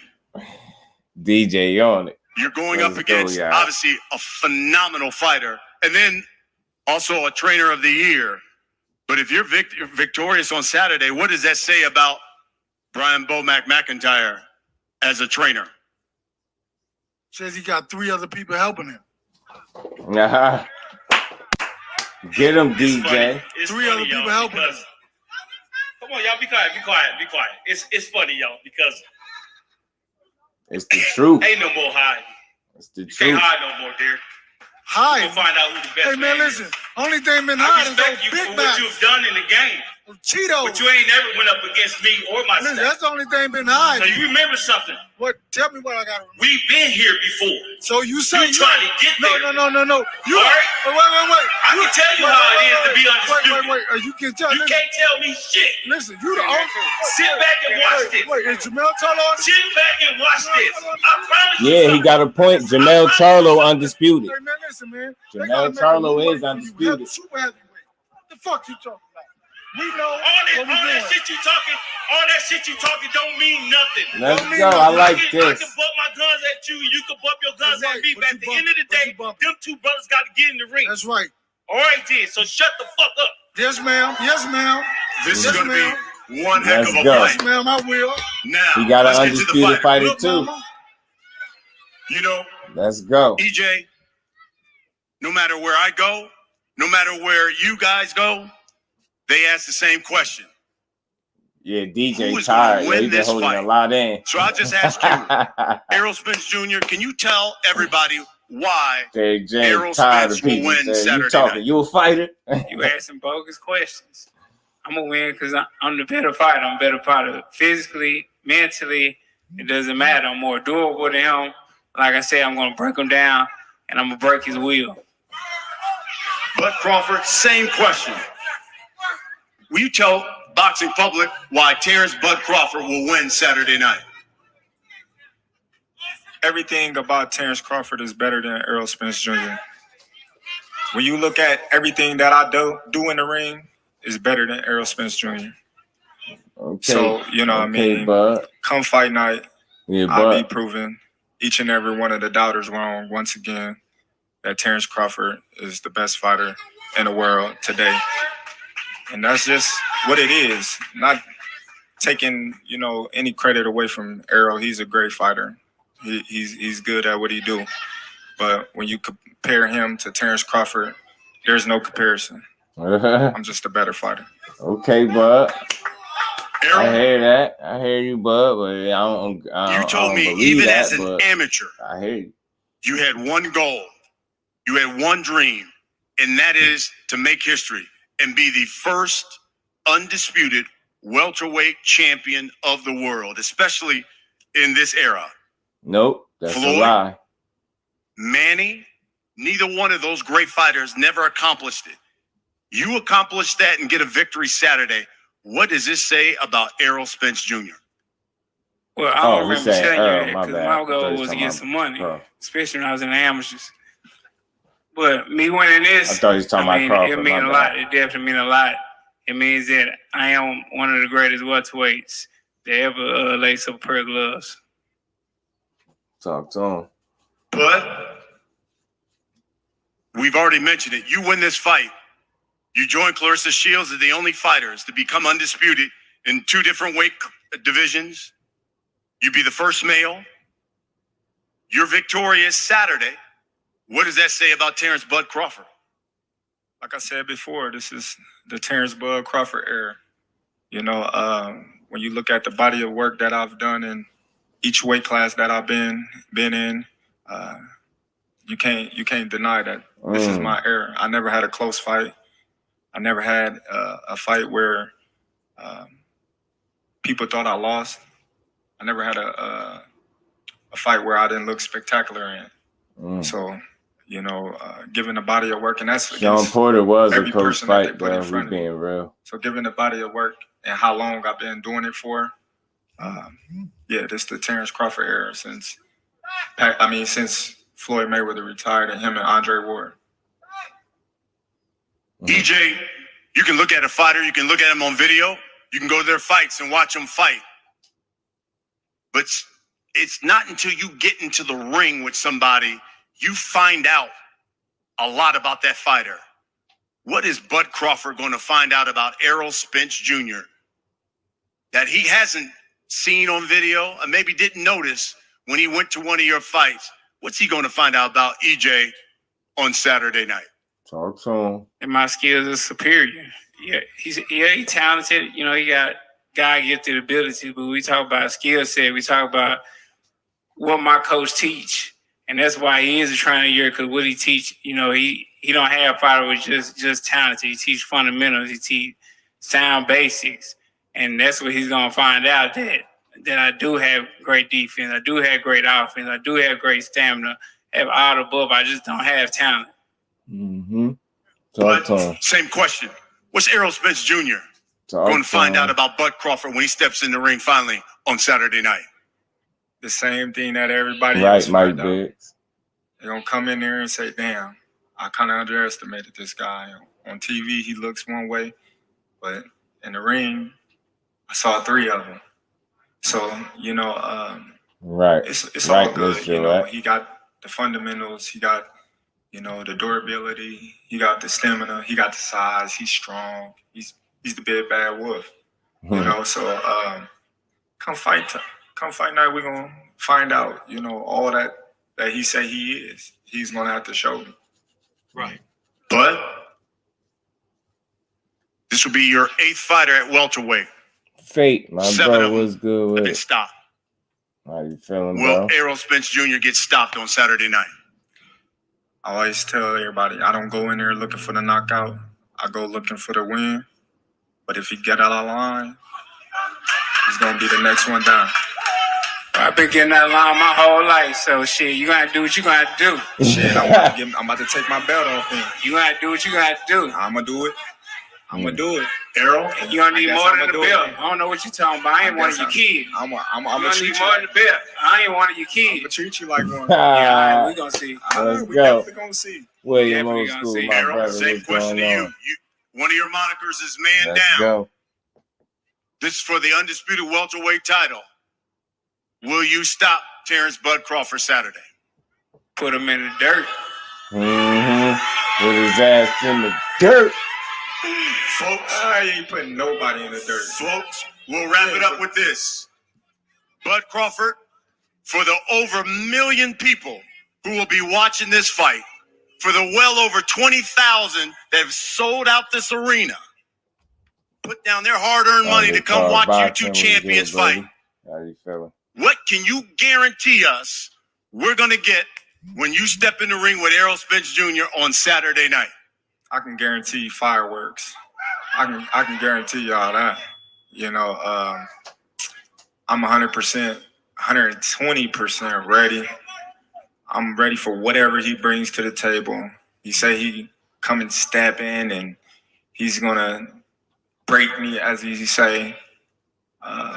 Let's see what's gonna happen. Let's facts. Errol Spence Jr., same question. Over 1 million people are going to buy this fight. His ass in the dirt. Over 20,000 are going to come to this arena. What can you guarantee the boxing public they're going to get when you step in the ring with Terrence Bud Crawford? You a bitch. You don't get legendary stuff. You a bitch, nigga. See, you a bitch, nigga. Hold on. Talking to, nigga. Let Errol. You a bitch, nigga. Cause you keep talking like a bitch, nigga. You doing all that talking, nigga. That's how you doing all that talking, nigga. You catch me, gotta come back. Catch me, gotta come back. Real niggas don't talk, nigga. And you talking too much, nigga. This is gonna be some iconic shit right here. This is gonna be legendary shit right here. Female last y'all make sure y'all tune in. This is a legendary old school fight. Oh, yes, sir. Some attention. Put the camera on him, because that's what he's doing. Showing out like a female. Fuck. Let him finish, bud. Go ahead, EJ. Yeah, all right. See where that gets. Y'all done? Let's go, EJ. This is gonna be some legendary shit. This is gonna be iconic shit. I guarantee y'all gonna want to tune into this fight. Y'all gonna want to buy this fight. This is gonna be your money's worth. This is gonna be something people gonna talk about this fight 30, 40 years from now when they talk about legendary fights, like they talk about Ray Leonard, Tommy Hearns, and Marvin He was talking to somebody on EJ team, and like they put the camera over there, but you can't tell exactly who it is that he talking to. I'm pretty sure they're gonna find out 20 years from now, watching our fight on YouTube, whatever platforms they got, and saying, "Man, I want to be in the Errol Spence and Terrence Crawford type fight."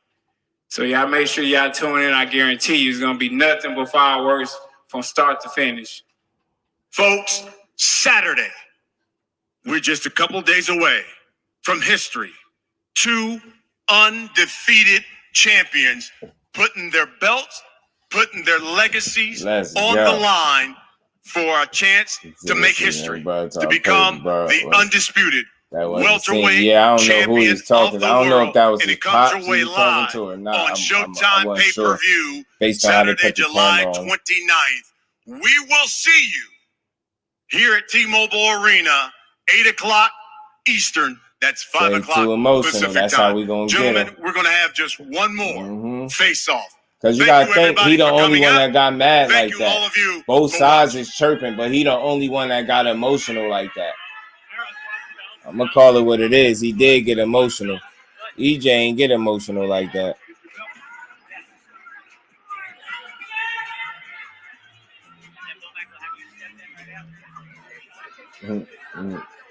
Maybe it was his man Jay, maybe.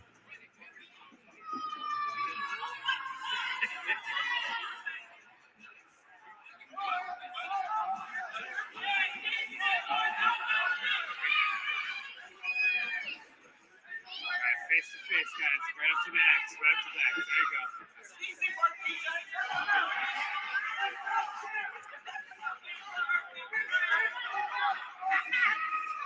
That was fucking piece that spazzed out, right? Right, Mike is going down, Brody. You already know what's going to happen. Soon as ball get touched, dog fight, right? Down here in the first row. First row, please. He might undercard. Down here, Errol. Down here in the first row, please. Yeah, but bring your trainers in. Right, thank you guys. Yep. Steven, step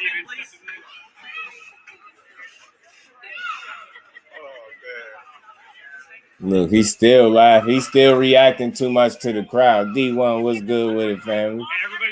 Not even get past the versus Shark Week is over, but Shark Week. Let's go. All right, guys. Thank you very much. Thank you, everybody. EJ walked out wiping his feet. Okay, stay right here. All right. They just did the face off. Buzz still reacting to the damn. He steady reacting to the people in the audience, the crowd.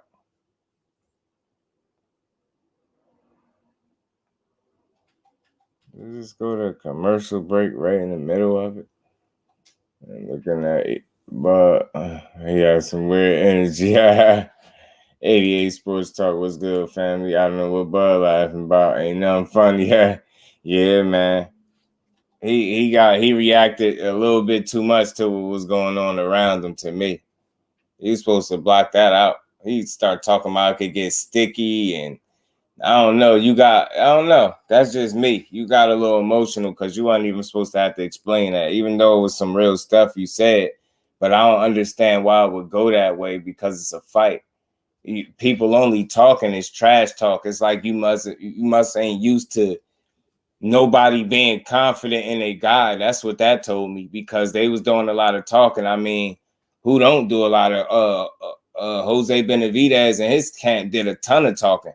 Remember, y'all took swipes at each other. So I mean, or he pushed you and you took a swing at him. So Mr. Mechanical, what's good, family? How you feeling? Yeah, this is entertaining, bro. This is entertaining. Ricky Williams, what's good with it, my bro? How you feeling? What's good, Mr. Mechanical? Yeah, he said, you peeped that too, Rick. That's how we gonna get him. Too emotional.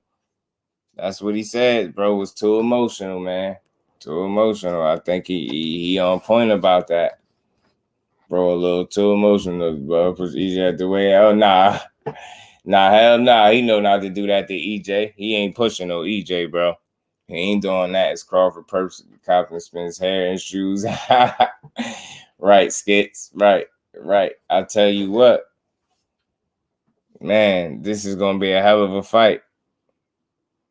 It's gonna be one hell of a fight. But I do feel like, you know, any takeaways to take from that, I just feel like he responded too much to the outside news. He was supposed to ignore all that. He went on a whole little explanation of how it could get sticky and all this other, like, you know what I'm saying, on both sides. So why can't we just, like, what, bro? What are you talking about? It's a fight. It's like heckling you. It's like you get what I'm saying? They heckling you. They talking. You should know that this is happening. You get what I'm saying? A1 Hoops on. What's good, my bro? How you feeling? Kizzy, what's going on, family? Tell your man to be quiet. Remember, right? Dr. Mark said, but Dussy down for good. Andrew Gray was good with it. That was a dope presser. It was a good one, man. Seeing the unseen was good with it, fam. Seeing the unseen boxing in the building. From EJ, I post someone above corner so he could be distracted during the fight. Yo, I'm telling you, y'all punch that like button for your bro, man, as we roll, man. Patrick Bell, what's good, family? How you feeling, bud? Thank you, violent. That's why he said that. Yeah, it's like, bro, what are you on, bro? Bud was a little too frustrated, bro. Punch in the air. Let's go. I'm telling you, TD. This is good, man. Bud has some good energy. You know what I mean? He was Derek James had a lot of energy. We never get that from Derek James. That was good to see, man. That's great for boxing. It's entertaining, man. It's entertaining as it get. And I said this, as the fight get closer, you know, that energy get different. And energy start to switch and it get crazy in there, bro. And it was fun to see. But talking about my bikes can't come together. Right. Old buddy in trouble, but hungry. Yeah, man. Bud look agitated as hell, don't he? Rowdy, salute, fam. Appreciate you stopping through, man. Salute to everybody in the building. The Cam J Network, salute, fam. Appreciate you stopping through, man. Y'all smash that like button, sub to the channel if y'all haven't, man. Love to everybody in the building. Facts. Look, Cam. I think so too, bro.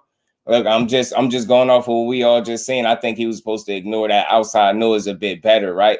Because I don't think nobody was saying stuff that they don't say at fights. You get what I'm saying? It just was getting to him a lot more. They ain't start arguing back and forth with somebody. Just think about it. EJ is so cool, calm, and collective. Like, I don't know why he showed that much emotion. That wasn't good emotion because it's like they're not fighters. Why did you let those people get you that mad? Still need to sweat, eat, piss. You wearing hoodies in 110-degree weather. Something ain't right with that, Rick, man. I don't know what that is. That can't be no fashion statement, yo. You hot as hell up there. You look agitated and you look musty. Look a little musty. You got a little bit of musty energy up there. I'm not going to lie. Much love and respect, but you had a little bit of musty energy going on. I'm not going to lie. You did. Might be some battles between the camp Saturday night and the crowd. I'm telling you how much food was in front of Big Mac clothes. But clearly in his feelings, bro, he's just trying to keep Bernie safe. Why we can't get along type vibe. Jamel is charging up, bud. Facts, man. Hopefully Mel and Nello face off at the fight. Oh, man, that'd be a good one. Salute to the queen, Miss Joette, putting that color in the chat. Show my appreciation to the grind. Just putting a little color in the chat to show my appreciation for your grind. Much love and appreciation, queen. You know I do appreciate you. And we ain't never got a box again. Well, right. well. I already been getting these bet, but now it's time for you to get your just do. Salute to the queen, Miss Joette, man. He said, not a noodle with your shorts on. EJ, tunnel vision. I'm telling you, yeah, bro. A little bit of musty energy. That muscle harder to lose than fat. Yeah, Rick, what is up with the hoodies, though? That's all. I truly want to know. I want to know what's up with the hoodies. Flat-footed PVC Philly shell. Why do people care about Bomax way so much? I don't know. I tell you what it is, flat-footed, all things real. People just be throwing little jokes here or there. But just on a more serious note, people do. Some people, I have heard some people truly sound like they're concerned for his weight. On a more serious note, girl, you know what I mean? But other than that, people just be joking. Mr. Collar was good with it, fam. Bole was good with the weight cut. Anger was bubbling, right? What's going on? You get what I'm saying? What's going on? Cop Keller, what's good with it, family? How you feeling, bro? Appreciate you stopping through. What was up with that? That Bud look drained. Yeah, what was good with that, y'all? I don't know. Salute to the fam in the building. Y'all smash that like button, sub to the channel. Trey, what's good with it, bro? We gonna bull since the last Saturday night. Yeah, why was he was mad? Bud was pissed off, wasn't he? And we ain't never got a box again. Well, I already been getting these bet, but now it's time for you to get your just due. He was a salute to my bro Trey, man. Much love and appreciation. Bud look like he's about to change to Crackdown Zombie. Yeah, bro, why is he so mad? He was pissed, wasn't he? Pissed. Facts. EJ and DJ kept the emotions right. Bud added on muscle to absorb the punishment Errol going to give him. That can negate his athletic ability, Bud game plan, and it's going to show fight night. That's real possible, bro. That's absolutely possible. I'm concerned for Will Mag, you train fighters and not in shape. True. Laced out, what's good with it? My bro, Omega Red, what's good, family? How you feeling, bro? Salute to the bros, Laced out. And Omega Red, man. Y'all smash the like button for your bro, man. Yeah, man. Y'all talk to me. Let me know what y'all think, man. Gertz, what's good with it, Gertz? How you feeling? So EJ can do no wrong. There's always justification why Bud has to be over scrutinized and criticized. It's like clockwork. I don't think so. I think if you, because ain't nobody saying nothing wrong. We reacting off of what we seen, right, Gertz? I don't think he being over scrutinized. I don't think it's nothing bad. I just think he was a bit emotional, and it was obvious. Yeah, look at the difference between the two fighters and how they reacted to things that was going on around them. That's my only observation. I'm not saying it's a bad thing, right? You get what I'm saying? I don't think I ain't saying it's just got to be a super bad thing, like in a negative light, right? But he was a bit emotional. You know what I mean? Ball out mixtape fire was good with it. Grease with fire was good, Brody. How you feeling? Y'all smash the like button, man. Sub to the channel if y'all haven't. We gonna keep rocking. Y'all let me know what y'all felt. Look, man, y'all know over here I don't do no hate-filled content. It's not coming from a place of hate. It's just an observation that I had, right? You get what I'm saying? I just thought he responded a little bit to the noise, right? He should have ignored that. That's outside noise. Bud Crawford, you got a real fight in front of you. Like you said, like Derek James said, they ain't fighters. You get what I'm saying? Even DJ got more mad. Like, for what it's worth, just to be fair, on the other side, Derek James got more mad than I ever seen him get. You get what I'm saying? I never seen Derek James get heated in that way. You get what I'm saying? Derek James is ready to punch on something. He looked like he had to catch himself. He got mad because more people was cheering for EJ and other chats. All right, back Gertz. Yeah. Because we support Bud Crawford heavy over here. Yeah, we really do. Because we support both fighters, truly. But that's my only takeaway for the most part. Other than that, his energy was right on point. He looked like he ready to fight too. He looked agitated. And I do have some questions as to why he got the hoodie on, though, in Vegas. And I know it's hot as hell out there. Seeing the Unseen Boxing in that super chat. Much love and appreciation, fam. He said that's that funky foot energy. That's that athlete's foot energy, and we ain't bro. never got a box again. Well, I already been getting these bet, but now it's time for you to get your just due. Salute to my bro, seen the Unseen Boxing, man. Hey, man, I just seen a guy that was a bit emotional. That's all. Yeah, you picking Bud to win. Right. Got me nervous with his weird energy, almost like the stage might be too big for Nietzsche, bro. Do you get what I'm trying to say? He reacted like he's not used to people heckling him and saying stuff to him. Like, why was you that mad? You gave a little small mini speech when you were supposed to be up there talking about the fight, talking about come together and it could get sticky. Was it that bad? I'm pretty sure they wasn't saying nothing that bad to you, bro. You get what I'm saying? He said, can't handle you, the more popular fighter. Something ain't right. He drained and cranky. What was up with that hoodie? I saw KO boxing, my bro. What's good with it, KO? Telling y'all right now, after watching this press conference, I'm even more sure that Errol's about to step on Bud. Hey, man, talk to me, KO. What you got, man? What you think about the hoodie? You get what I'm saying? And did you feel like he was too emotional? Everybody in here, that's why we here. Y'all talk to me. Y'all tell me what y'all feel. Y'all felt like Bud agitated and he ready to beat Errol down because of it. Like, I just felt like it was surprising to see him react on two different occasions to what was being said out, in the background to him. Like, you get what I'm saying? EJ was like, see, that's how we gonna get him. Too emotional. You get what I'm saying? Like Airforce, they got that kick door energy for sure, bro. Facts. It's gonna be a pro Errol crowd on Saturday. Say too moody. Marquay, what's good, family? How you feeling, bro?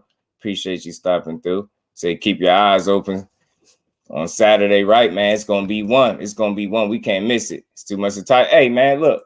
Y'all know how we do it. Say no more. Look, y'all, we the fam. Y'all smash the like button. If anybody do want to come up, y'all definitely could come up and talk to your boy. My bad. Cause I ain't got, you know, KO, you know, you're the family. That's all you gotta say. Let me pin this link, matter of fact, just in case anybody want to come up.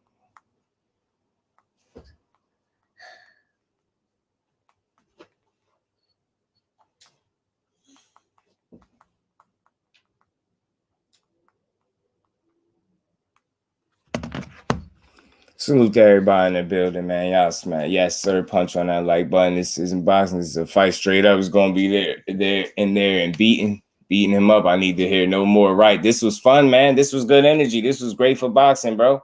But they said enough. They was, you know, they said what they needed to say. I was just defending sister, big bro. That's what it was. I didn't know what it was. I just didn't think that he should have even bothered with the outside noise that much. You get what I'm saying? Opinionated by the fam. Y'all smash the like button, subs to the channel. We gonna keep rocking. Think by now you should have understood people's emotions already. Right. That's what I'm saying. That's what I'm saying. Teach facts. KO, what up, bro? Can you hear me, bro? Yeah, I can hear you. All right, let me make. Okay, yeah, I'm good. I got like 2 minutes before I hop into this work meeting. I ain't gonna be too long. I just, bro, what I would suggest you do, homie, when you get off live, watch the press conference again, where you ain't got to, you know, have your chat and talk and all that stuff again. Right. Watch it again, and what I want you to pay attention to, look at the first face off versus the second face off. Right. Right. Look at it's not the emotions of Crawford, it's the nervousness, bro. You will see him shaking a lot.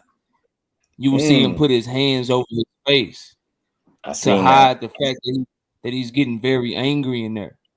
And if you translate that to the ring, like, so people will tell you, oh, I'm gonna do this. It's the same thing I told you about INOUE and Fulton, and they complain about the hand wraps and shit. You could tell me how confident you are all day, but it was one of them that was up there. It was calm. That was cool. Didn't have to raise his voice. There was the same all the way through that motherfucker. And it's another one who got up and instead of telling people what he about to do to this other fighter, he trying to bring people together in the kumbaya moment. He trying to tell people to stop all this in the kumbaya. Where was you telling people to stop when your people was disrespecting Earl? You ain't telling them to stop then. But now all of a sudden, here we are 2 days from the fight. Now you want everybody to come together and just put on a big event. Man, y'all better peep that shit, bro. Y'all better peep that shit. So I think it's gonna be how the fight gonna go. He started off all angry, and he was all mad and shit. And Earl just right there with calm and shit, just chilling the whole time. And he giving him a smirk. He didn't want to turn away from Earl in the face off. By the time that press conference was over, his ass was disarmed. His emotions was spent. He was so angry, and he was doing the face off with Earl and just turned away at the same time. It's gonna be the same shit, bro. I'm trying to tell y'all some real shit. Like, the last thing I'll tell you just before I hop off, people are forgetting age-old adages in boxing like they don't exist anymore when it comes to this fight. Like, all of a sudden now, the jab is not the most important punch in boxing. That shit not gonna matter. All of a sudden now, the great big man don't beat the great little man no more. That shit don't matter. All of a sudden, Father Time, somebody being 36, that shit don't matter no more. Right. All of a sudden, going to the body and having a superior work rate, that shit don't. Forgetting that shit, bro. They gonna be reminded. Don't worry. They gonna be reminded, bro. But rewatch the shit and watch the nervous shit and watch how you already got your eye off the target. Think you about to fight for millions and millions and millions of dollars. You worried about a fan? Like, you should be talking all that shit to Earl. Like, you're talking shit. Earl said he gonna break you. Earl said he about to do something bad to you. So why you ain't telling him, hey, you this, you that? I'm gonna do this to you. Why you worried about his fans, bro? That's what I'm saying. Like, it just seemed out of character for me, for Bud. Like, yo, he looked a little way more bothered than he should have been, bro. That's all I'm saying. He should have ignored that. He looked out of place, like they got under his skin, literally in real time. I'm like, yo, bro, why you better ignore this shit? He argued. If it get under his skin, if it get under his skin now, what's gonna happen come fight night? Earl and a good shot. Are you gonna keep using your advantages, or you gonna try to do something stupid and sit down and fight with him? What y'all think? GT Sports salute. He said Spence look a little nervous to you. Nah, hell nah. But that's all I got, bro. I'll let y'all get to it. Man, love, appreciate that, KO. Appreciate you, bro. Hey, I'm your little high yellow ass. I'm your little high yellow ass run off. What the hell? Where you go? Where he take off to, man? But I ain't got too much to say about that shit. I was just popping on to say what's good. Shit. Only thing I saw from that little press conference is the exact same thing I expected. I expected Bud to, you know what I'm saying, clap a little shit back at the fans because I knew the fans was gonna be on his head talking some shit or whatever the case might be. So he addressed it with that, gave his little speech about shit can get active, you know what I'm saying? Everybody keep their cool and all that kind of I kind of assumed all that shit was gonna happen. My whole thing is it's consistency of energy that like KO had mentioned, and a lot of people is sleep on the fact that it's a consistency that's being overlooked. And so and they said EJ looked scared, nervous. I'm like, bro, go look at all the EJ press conferences. That motherfucker sit there with the same facial expression the whole time. He never really changed his face except for like when you start barking shit at him, that's when like when you speaking directly at him, that's when he, you know what I'm saying, the change of facial expression and energy switch up. But when you doing what Bud was doing, bro, he don't be paying that shit no mind. Like he do that shit with everything. You know what I mean? Even when he addressed that Bud friend that was saying goldfish, what did he say? Ain't no goldfish over this way. He's like, I'm the biggest, knock that shit off. And then kept talking. It was like, but nothing changed. I'm just like, bro, people might be reading too much into a lot of this shit. It's like you got 48 hours until this shit is settled. And I want to see where all this energy going to be, whether from either side, whatever side you room for, where all the energy going to be. If EJ smoke his ass, where them Bud fans going to go? If EJ gets smoked, where the EJ fans going to go? I know where the EJ fans going to go. The motherfuckers going to be right here. Giving Bud his credit, saying, you know what I'm saying, he did his thing, 2 times undefeated, Hall of Fame, yada, yada, yada, ain't going to keep it moving. You know what I'm saying? Bud lose, a lot of these motherfuckers is going to disappear, or they going to come up with 1,000 excuses to say, you know what I'm saying, oh, he aged him out and this, that, and it's going to be excuses on that side, bro. If EJ lose, you're not going to hear no excuses. No. And it's weird. Yeah. This was fun to watch, man. Like, I see certain people feel like, you know, Earl, the weight cut bothered him. Like, I'm going to say this, make of it what you will. If his trainer was saying that these dudes was eating burgers, I seriously doubt that he was struggling to make that weight. I mean, and I don't think that was just showmanship or something to say. I just think they're about business type of camp. So if he was able to come in there and be able to eat burgers, I don't think he had too much of an issue in that way. That's just me. But to y'all credit, to y'all point, he is done with 47. He said it himself, and it's something that we already knew. But I just don't think he's gonna be drained. Again, he's not the one with a damn hoodie in 100 and something degree weather, right? That's all. I don't want to make too much of that either, but I just want to know what that is. He looked truly agitated, bad. He looked agitated, and I'm gonna go look for them other things that KO said look for. Like I said, I just thought it was out of character for him to respond that way, like that much. He did it on 2 separate occasions, and it got worse the second time around. I was like, dude, you really bothered by what's being said? Like, what is they saying to you that's killing you that much? Like, you're supposed to ignore it. And then from that point, you just look bothered. Like the little laughters, like you do when somebody agitates. It's like, damn, bro, they got you. You know what I'm saying? Like if it was a such thing getting under your skin, bro, they did. And I'm just being honest. In my opinion, that's what I seen. Will it go 2 ways? Either that's going to play into the fire. You're going to be on something. You get what I'm saying? You're going to want to go in there and smoke EJ. So it could go either way. I don't want to make too much out of it. It was fun to watch. You get what I'm saying? I don't have no negative takeaways, but, you know, not from a negative perspective, but I just seen some things. I seen Bud respond in a way that I didn't expect. Swaggy D, salute, fam. I ain't gonna lie to you. I called it before it happened. I knew it was going to happen. Now everybody want to start saying the shit that I've been saying for the last 2-3 weeks, bro. This whole camp, every time you see a picture, most of the time he either got on long sleeves, a sauna shirt, a thick ass jacket, like things that you wear when you when you're struggling to cut weight. They always say drinking a gallon and a half of water. Hey, dude, I'm gonna say this, and I'm gonna mute up and just listen to everybody else cook on this joint. The last thing I'm gonna say, dude, I'm gonna close out on it, bro. The funny thing about all that shit is, right? So he up there and they going through all that, and he worried about everything else, and everybody, you know, it's like you said, he might be struggling to cut weight, this, that, and the third. The best thing about the whole fact that EJ had to wait 1.5 years, and he got a goddamn nutritionist. As this whole time, bro, he been able to literally cut weight for the whole year or however long he been getting ready for this camp. But he been eating right the entirety for at least a year, bro. So he been eating to a point where it's like it's feeding his body the healthiest nutrients that he can. That's why I don't want to speak too much into it, bro, because people gonna be like, damn. But that motherfucker, he's right where he healthy at a point where he eating healthy, he losing the weight healthy, and when he, you know what I'm saying, when they both rehydrate, bro, and then just from a stamina standpoint, you gonna see a better EJ than Ugas. And I'm gonna say you're gonna see a stronger one and one that's gonna be putting the pressure. He's gonna turn the pressure on even more. Yeah, I think so too. I think because of the magnitude of the fight. You know what I'm saying? I think and everybody keeps saying that man drained this. Look at the pictures before the Ugas fight. The same little sunken spot that EJ got in his face. Now he had the same ones last fight. Bro, every fighter's gonna have the sinkage in the face, bro. Yeah, because it's all about do you not see the white eyes? Do they look like they flush? Like Bud's been looking. Like, come on, bro. We know what drain look like and what's healthy, like a healthy weight cut look like. Facts, Mike. He said it. That's how we gonna get him. I'm telling you, that bit of emotion was a bit much to me. I ain't see him respond to no.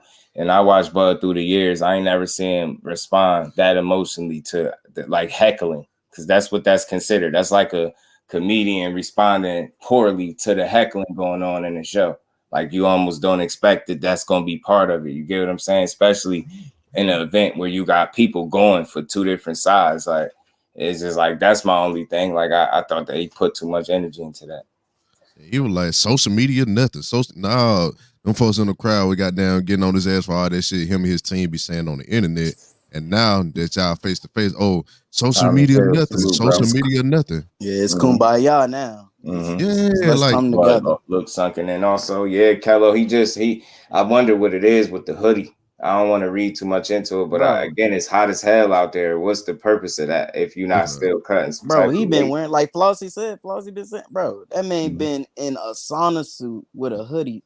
I mean, damn near since the fight been announced in interviews, in workouts. I mean, bro, don't go without it. He had it on right now. He had it on that interview. You could tell. Even in the regular t-shirts, he wearing sauna t-shirts. Sauna t-shirts, bro. I like He said Bud turned to civil rights activist. It was different, man. Nobody gonna tell me. And again, this is why we had these conversations. There ain't no wrong answers. I do ask because I want to know what everybody think. Like we gonna cook in here, but some people say that's normal for what Bud did. To me, thought it stood out to me. That was the significant takeaway in terms of who responded. Even EJ he said, see, look at him, too emotional. That's how we gonna get him. Even he took it that way. Like, why are you going? Because I'm pretty sure EJ was having stuff being said to him. And just to be fair, Derek James showed more energy than he typically ever shows. Like he got James annoyed with stuff and had to catch himself. You know what I'm saying? So he was kicking up. You get what I'm saying? But I didn't feel like he's not the fighter.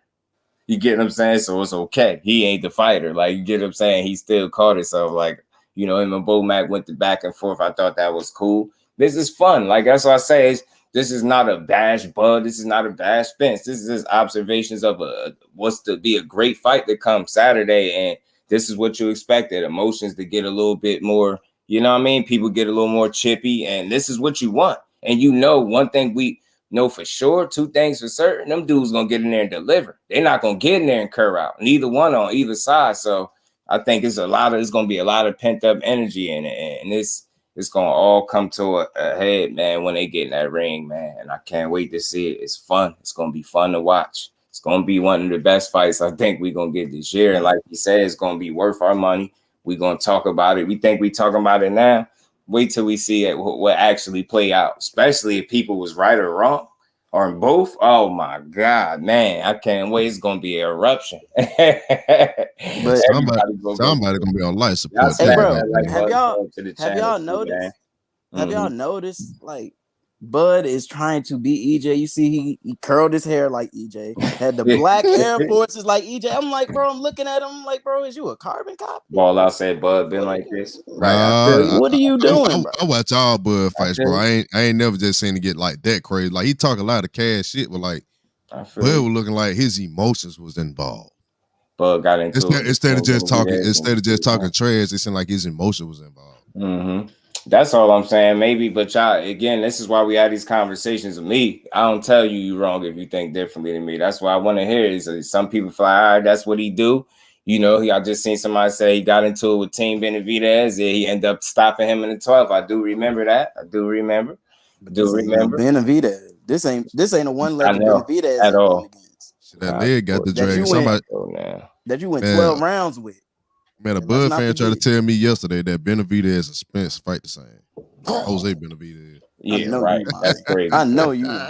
Bud will be immobilized by round 7, finished by 10. Spence by dominant UD. I feel you, Kyle Sports, my bro.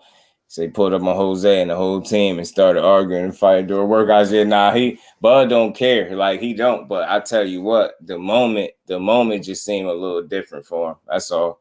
Because again, it's almost like you didn't expect these people to be saying the stuff to you that they were saying. Because it really got under your skin. You start cursing at people and arguing, and you started sounding like a street dude in that moment. And they got you out of character. You can say what you want. Oh yeah, that's Bud, but I don't know, man. This fight right here, you need to save all that for EJ. That energy needs to be directed towards him, full steam ahead.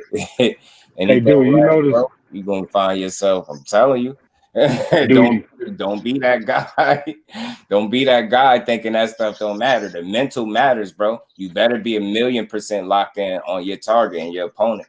That outside noise is exactly that. Outside noise. You heard what Derrick James. Are you a fighter? You get what I'm saying? Just like y'all know, ain't nobody fighting for y'all but y'all. So, and I know we're gonna still see a damn good fight. Bud is a hell of a fighter. This is why we want to see this. It takes 2 great fighters to make a great fight, I believe, and I think we got 2 great fighters. You get what I'm saying? Despite who win, lose, or draw, we're going to get our money's worth, and it's going to be fun to watch. And I do read, and I do a lot of reading because I like to hear what fighters say. And I told people this, as you get closer to the fights, you realize certain little bits of information start getting released, and fighters start saying certain things that they never really said. Case in point, you never really heard about these dudes speaking about losing. You've heard both of these guys speak about that.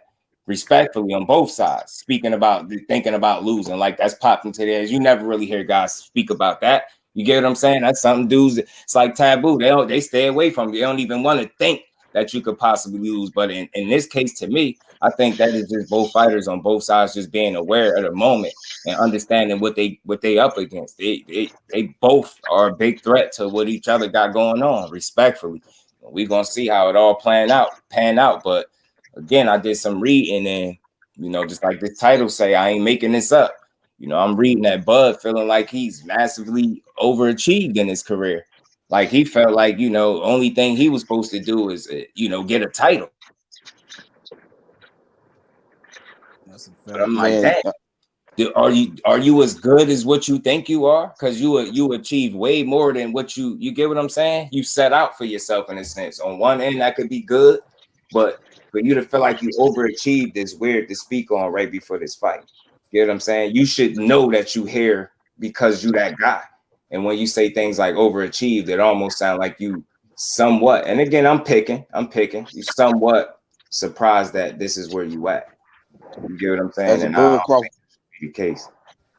As a Bud Crawford fan, you said nervous. Ain't nothing wrong with that. If that's what you seen, I ain't gonna tell you wrong. That's what's good. You think they both seem nervous? I just seen more agitation from. That's what I observed this first trip. Now KO told me to go look for something else. I'm definitely gonna go rewatch it because I trust him. I trust him on this, but I definitely seen a Bud Crawford that look a little more agitated than normal. That's what I seen. You know what I'm saying? Like just think about all the press conferences and stuff leading up to this. He looked a lot more calm, cool, and collected. He looked genuinely agitated in this one. I don't know if it's the heat, that hot ass hoodie, or people really was like digging into him, like saying some stuff that he really couldn't ignore. But again, I just didn't expect that from him. I expected him to kind of tune them out. You get what I'm saying? That dude don't talk a lot. He be chilling. Bud ain't a big talker. He was doing a lot of talking this trip. He gave a speech. For what it's worth, he gave a little speech to the people. You know what I'm saying? Let's all get along and make this event a success. Although it was real stuff he was saying, but it was still like this Bud Crawford we talk. This is the same guy, and this is this is just entertainment for me. This is the same guy that told a Jose Benavidez, focus on your fight for you not make it to your fight. Focus on your fight for you not make it to your fight. The illest nigga in Nebraska. And this one, and this, well, let's come together. You get what I'm saying? This is the same dude. He did say that to somebody. So that energy for that guy. But this fight particularly, like, hey, man, it can get like this, but it's like, let's come together. And it's like, facts. It sounds so passive aggressive. Like, to me, it sounds passive. You know what I'm saying? That's all. And that's why we like different things. It's okay. I came to this motherfucker to see Farrakhan and Michael Mills. I ain't asked for Martin Luther King today, but I ain't come for that. Y'all been real militant and disrespectful for the last 5 years, and now you want to have a campfire song 2-3 days before the fight. That's true, Teach. I could believe that because I think you human. You going in a fight of this magnitude with some nerves for sure. Think that's normal. But then he turned right back into the illest nigga from Nebraska. Right. They just need to let all their real emotions out so more people could buy the fight. Go ahead and let it out. Right. And you got to think it was only words. So it was enough words to make things heated. And us had this extensive conversation on it. So it did exactly what it was supposed to do. Nobody got hurt, swung on. You get what I'm saying? It didn't go too far. It just went far enough to me. You know what I'm saying? Nobody had to get shoved. I think it was too much mutual respect on both sides for them to ever do that to each other anyway, to me. Neither one of them dudes is going to push each other because I think they know they doper than that. You don't got to do that. And that'd just be bad with their temperaments, man, because Errol ain't backing down. Neither is Bud Crawford. So it was cool to see the little energy because I think it was genuine because it was some agitation coming from Bud. So the stuff he was saying, like, he was mad going at whoever he was mad at on Errol's side that was doing some talking. He was pissed off about it. You were definitely in that boy growling. Right. Look a little hungry. Man, that man looked upset. Right. I'm telling you, a lot of people are gonna be shocked. A lot of people gonna be shocked. But I've been saying that, bro. Like, he gonna bring that shit to the ring. Like, when EJ pop him good and he hear the crowd go, ooh, bro, he gonna want to get that get back, bro. He gonna do it. He's gonna do the same thing he does outside the ring. Asia Mav, salute, fam. Appreciate you stopping through. Y'all make sure y'all smash that like button, sub to the channel if y'all haven't. Oh, I see you in the back. Oh, you want to join part of the conversation? That's cool. I got you. Give me a second. They're good people. All right, thank you, Just Do. What's up, Flossy? Salute her. What's up with you, bro? Yo. What's good with it, bro? How you feeling? Damn, Dad. Where did it go up? Give me a second. I don't know why it's laggy. Yeah, but man, yeah, they definitely human, bro. Yeah, man, they definitely human for sure. And it's cool. This is why you had these type of conversations because everybody sees something different, right? You interpret the energy differently. And I can't stress enough that I don't think there's no wrong answers in this, right? You get what I'm saying? At the end of the day, we really gonna see if any of this energy meant anything when we see this fight, right? I think that's one thing we'll know for sure.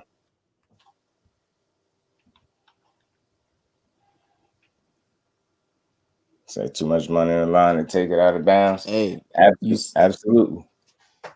You see how EJ was like, he was cool in them interviews and he was like, however he get the victory.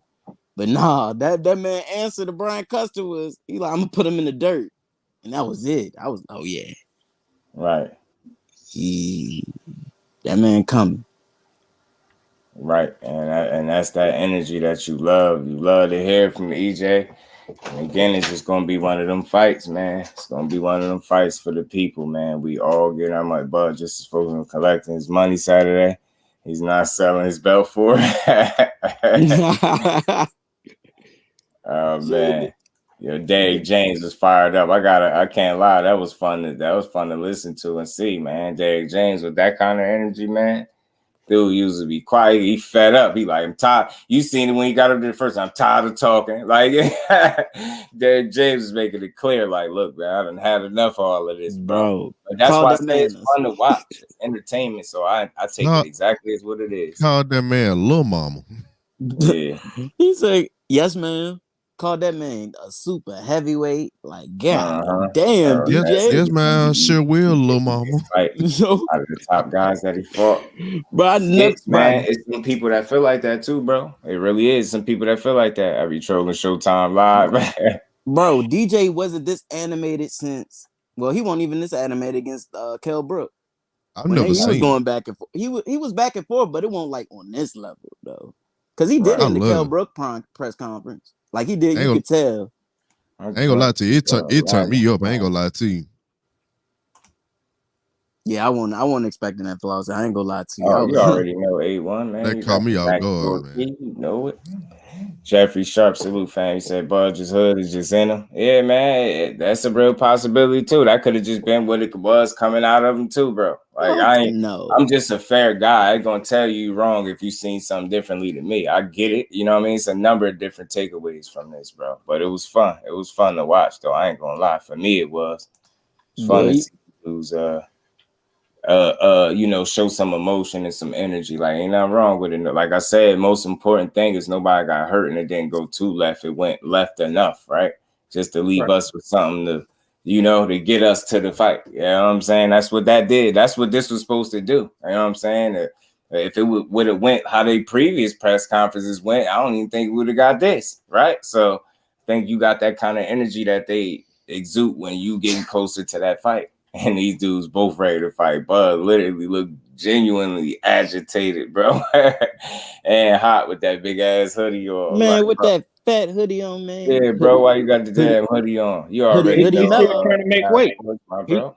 He's still trying to make weight. Was Charlo out in the audience going back and forth with Bud? I think it was him, bro. Not sure. Or was it his sister? Because they panned to his sister. No, I think it was Crawford. Charlo. I'm not sure.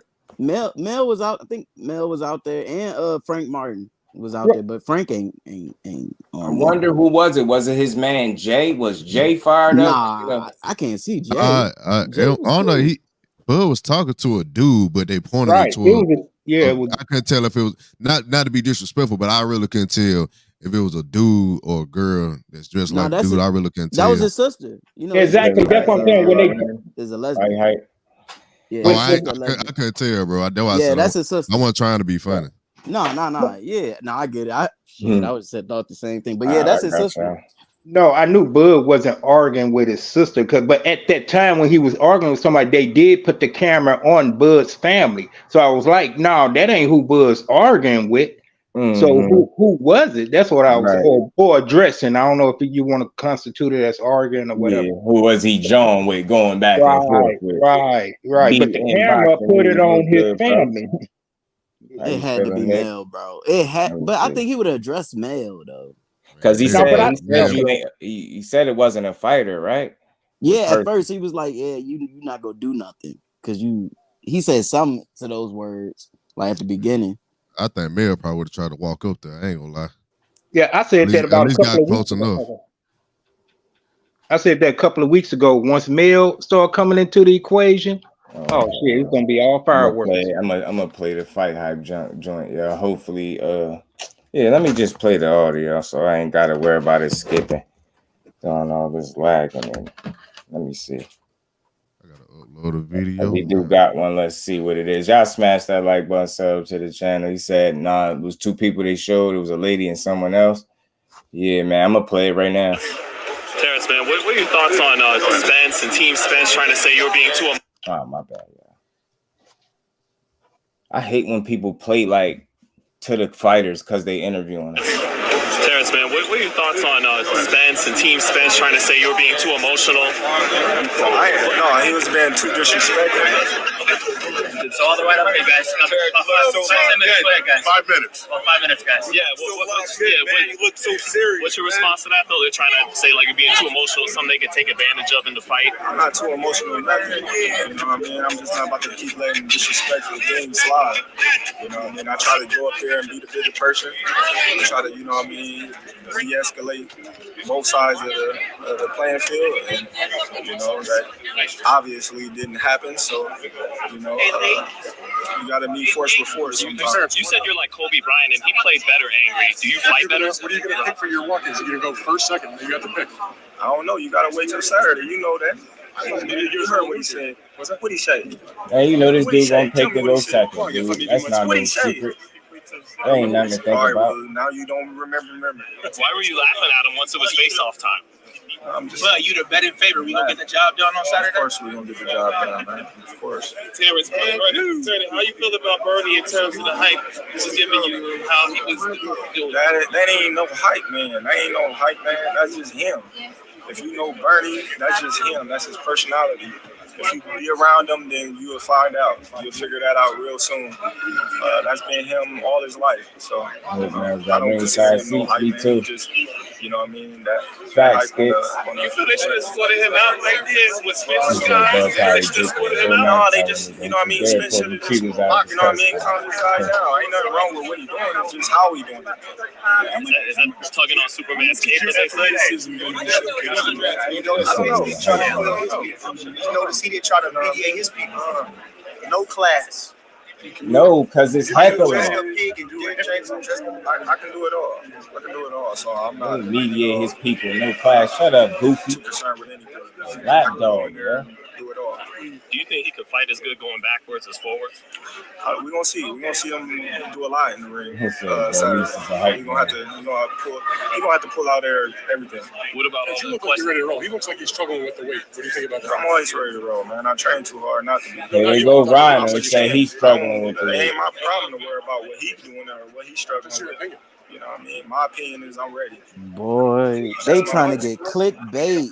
Right. That's just Errol. You know, he laid back. That's how he talk. You know what I mean? I'm not gonna say he's yeah, he talk like that all the time. That's my opinion.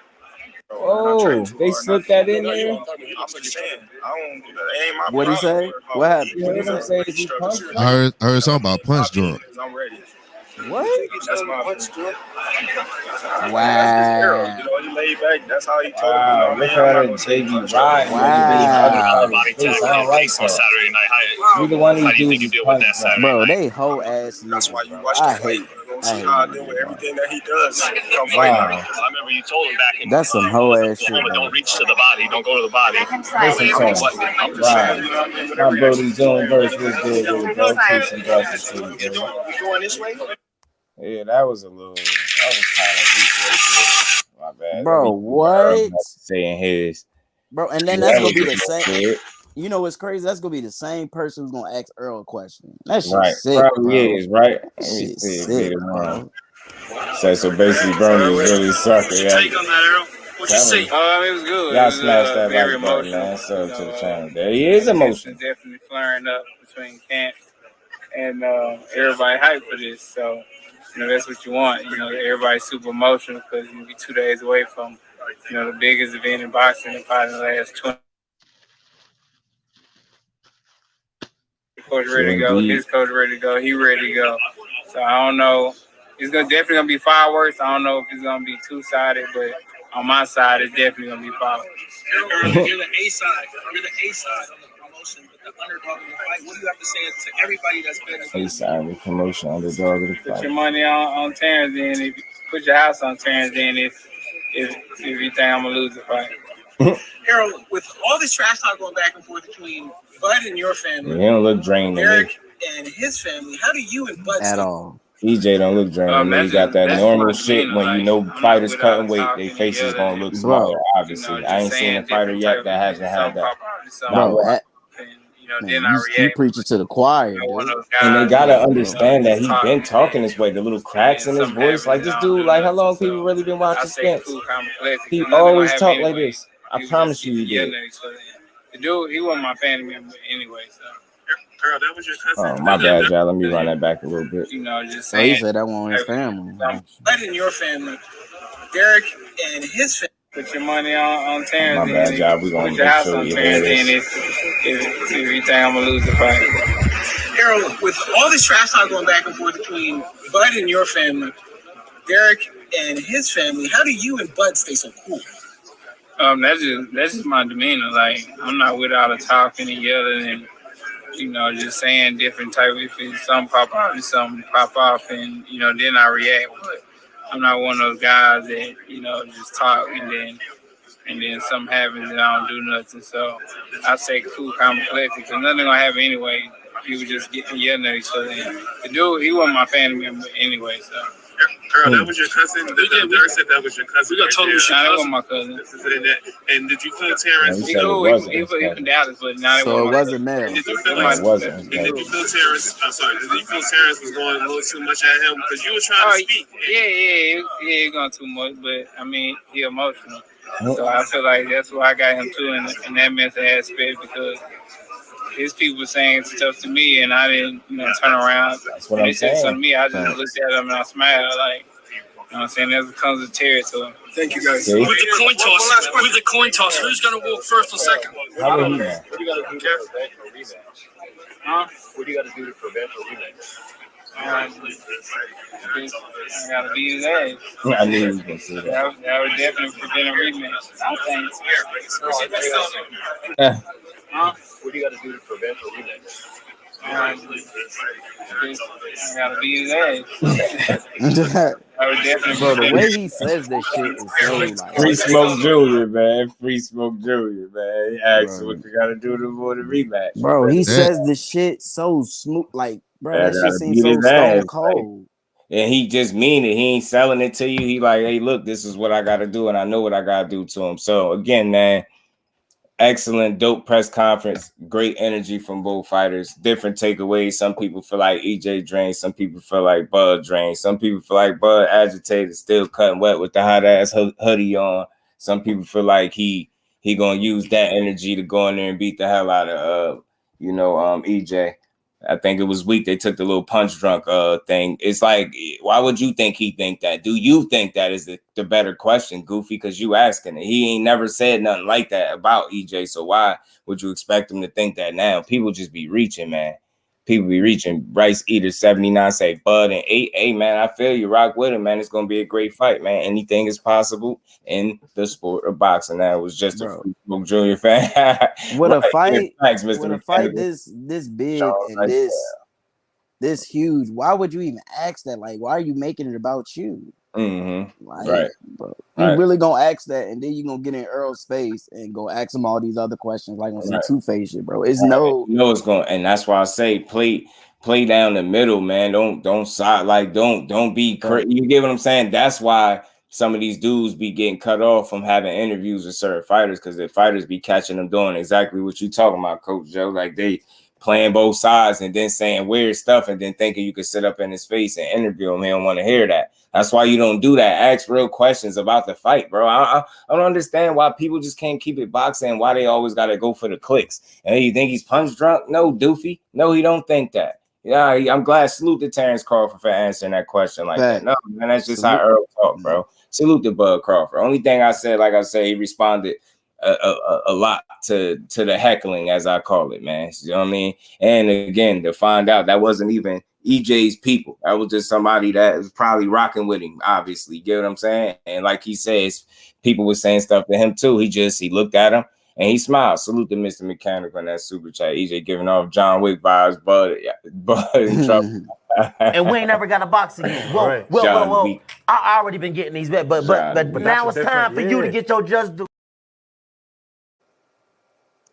The Mr. Mechanical, yeah, man. That's why when I get fighters up here, like y'all seen for those that was in the building when I just had Marquise Taylor in here, y'all see how we build it in here. We ain't do that type of stuff. You get what I'm saying? I think he enjoyed it on his end. So we highlighted the dope moments in his career that people should know. You know what I mean? What makes him the type of fighter he is. Stuff. That's how you supposed to do it, man.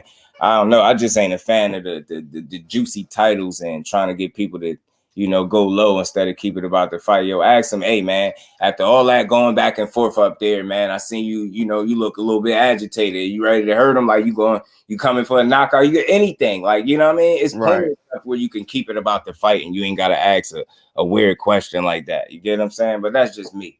That's just me. It's no integrity. It's no integrity. Right. That's had a dream that I missed the fight, but Ben stopped Crawford in round 10. I almost cried that I missed the fight. Skits, I feel you, man, because that'll hurt, right? Just missing the fight like that is no excuse for it, right? Salute the cut creator. How you feeling? He said EJ said something to the Bud fans yesterday.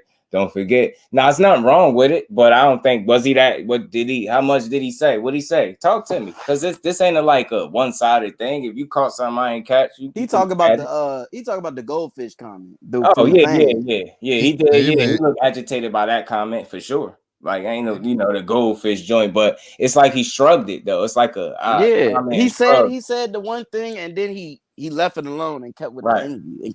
Right. Bud kept going, bro. Bud had a whole dialogue with him. Like, Bud felt like, I think he really felt like damn, yo, these people really disrespected me like this. Like this was the first time that somebody that he was fighting, the people had that kind of confidence in the fighter he fighting, if you get what I'm saying. That the level of confidence and the things that they was willing to say to him might have been something that, you get what I'm saying, that really rubbed him differently than any other fight that he's having. That's a possibility, because that's what it seemed like. He was just a little bit, you get what I'm saying, like caught off guard, like, yo, y'all talking to me like that? He just start going in. He ain't going for it. He ain't no chump.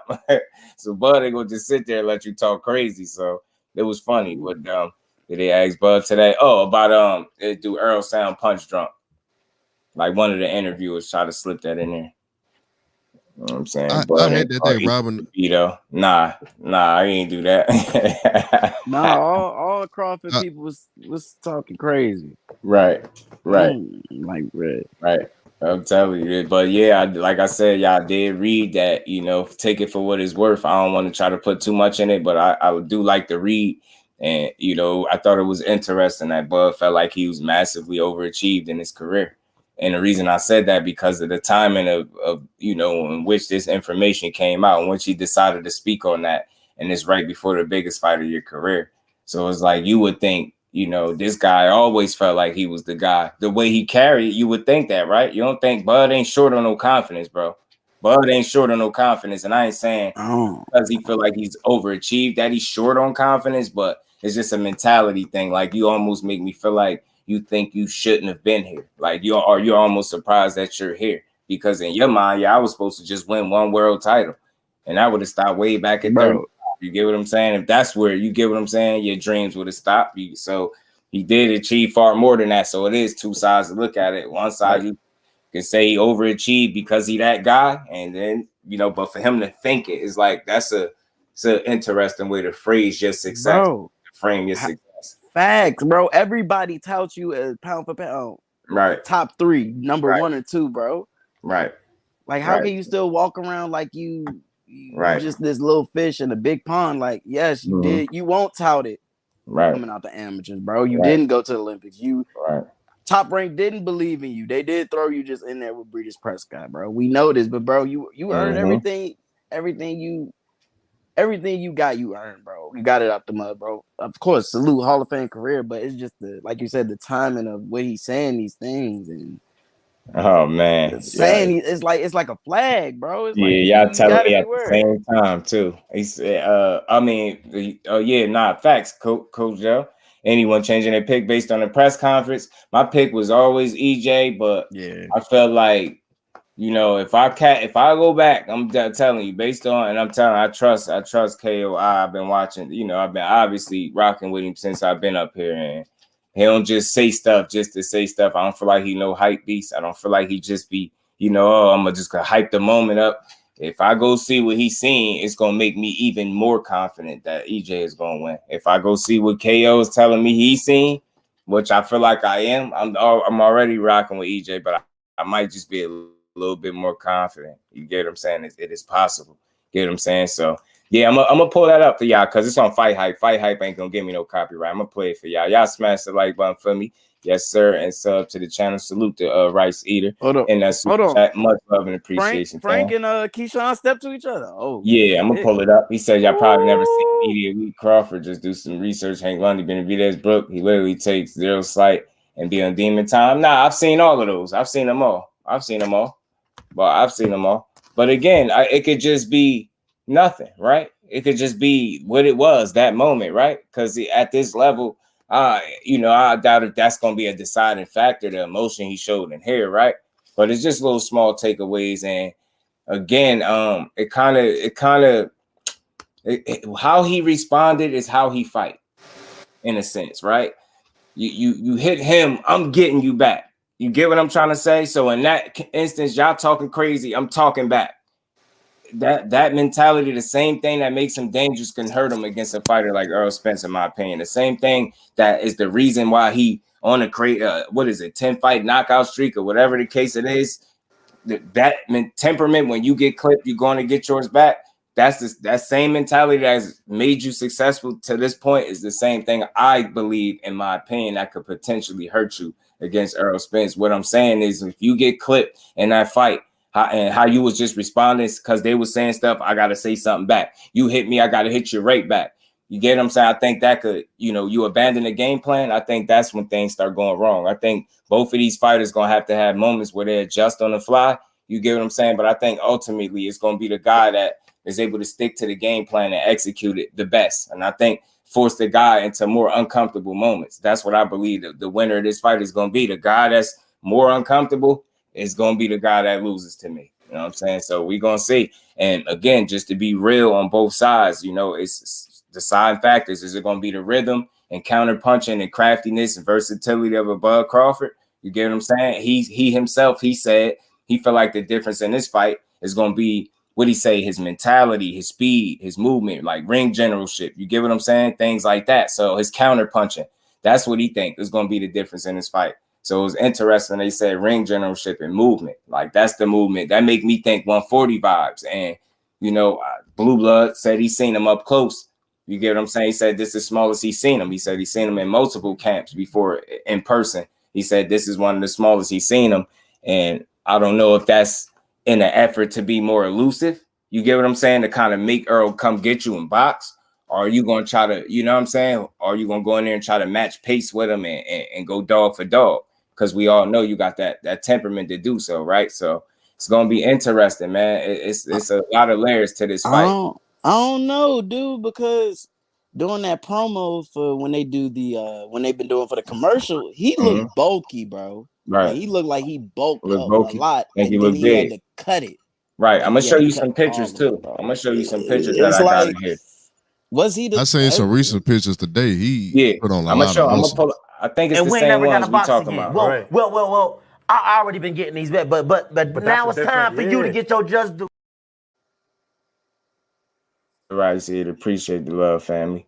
Same thing that makes him smile might make him cry. Right. And again, it could, the same thing that makes him successful can be the reason he continue to be successful. Right. I'm a realist, but I believe the style of the fighter and Errol Spence makes it problematic for a guy if you're not going to stick to a game plan and if you're going to just try to go balls to the wall and fight him, because I think that's in his wheelhouse. If you bring in a fight to him, that means he don't have to look for you. If he don't have to look for you, that means he's expending less energy. If he's expending less energy, he got obviously more to work on you.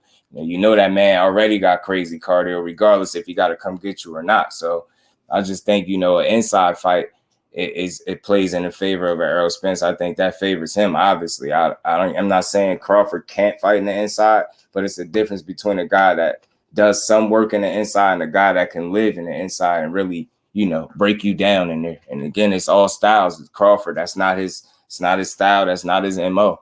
He's a guy that he takes advantage of your mistakes. You get what I'm saying? He usually takes a little bit to get on rhythm. Once he settles into a rhythm, he's a hard guy to deal with. I've been saying this all week about this dude. So that's something that Errol Spence is gonna have to be aware of too. Because he settle in, he start getting in his bag, then he hard to deal with. So again, Errol Spence just got the kind of style that can remove your ability to think by putting that pressure on you and constantly being, you get what I'm saying, just efficient behind his jab and his work. So I think one of the keys that we obviously all know, he's gonna have to be able to neutralize the jab. And Errol Spence gonna have to be aware of the man's counter punching. And I'm telling you, his versatility, craftiness, his ability to be able to catch you with the shot that you don't see. Because that's his bread and butter. And that's how he get a lot of his knockouts. He take advantage of a mistake that you make. He usually is good at setting a shot up that you don't see. He catch you with something sharp, hurt you, and get you out of there. I do think he is one of the better finishers in the game. One of the best in the game. I do, Terrence Crawford. Once he gets you hurt, he can get you out of there. It ain't too much making it out. Get what I'm saying with him in recent memory. So it's a lot of little nuances to this game, this fight that make it interesting. And like I said, I was doing some more reading, and I came across something Shawn Porter said, and he said he feels like, you know, Bud Crawford can't allow no early success for EJ. You get what I'm saying? No early success, because he feel like he's gonna be a much harder guy to deal with if he's able to get going. And I said this before, that's the same thing I feel. Once you let that train get on track and it start to go downhill, he's going to be very tough to deal with. And Terence Crawford being a crafty guy, you know what I mean, a little shifty in there, you get what I'm saying? He can be light on his feet. You get what I'm saying? If you allow him to settle in his rhythm, because I believe he's a rhythm fighter, he'll pick you apart. You get what I'm saying? So it's going to be a tale of two different fights, depending on how they fight it. You get what I'm saying? But again, I feel like the thing that makes Errol Spence a bit underrated, I think that people just don't rate his boxing ability high enough. And I feel like even if you can, there's nobody you're going to put in front of him that he's going to be outclassed by, like where he's not going to be to hang with them in terms of boxing with them. But again, once he imposes his will, he cuts the ring, or he makes the ring small, closes the gap, and he transitions that boxing match from a boxing match to a fight. Now it's like, now that's another layer to deal with. Now, can you outfight with this man? Can you outfight him? Because you're gonna have to. So that's gonna be one of the biggest questions for me. I know Bud can hold his own boxing with anybody you put in front of him, because that's what he do. But again, I ain't saying he's not a fighter, but I think this level of fighter, you get what I'm saying? This dog is going to be different than these other guys that, you know, when they clip him, he just abandon the game plan, press him out and go get him.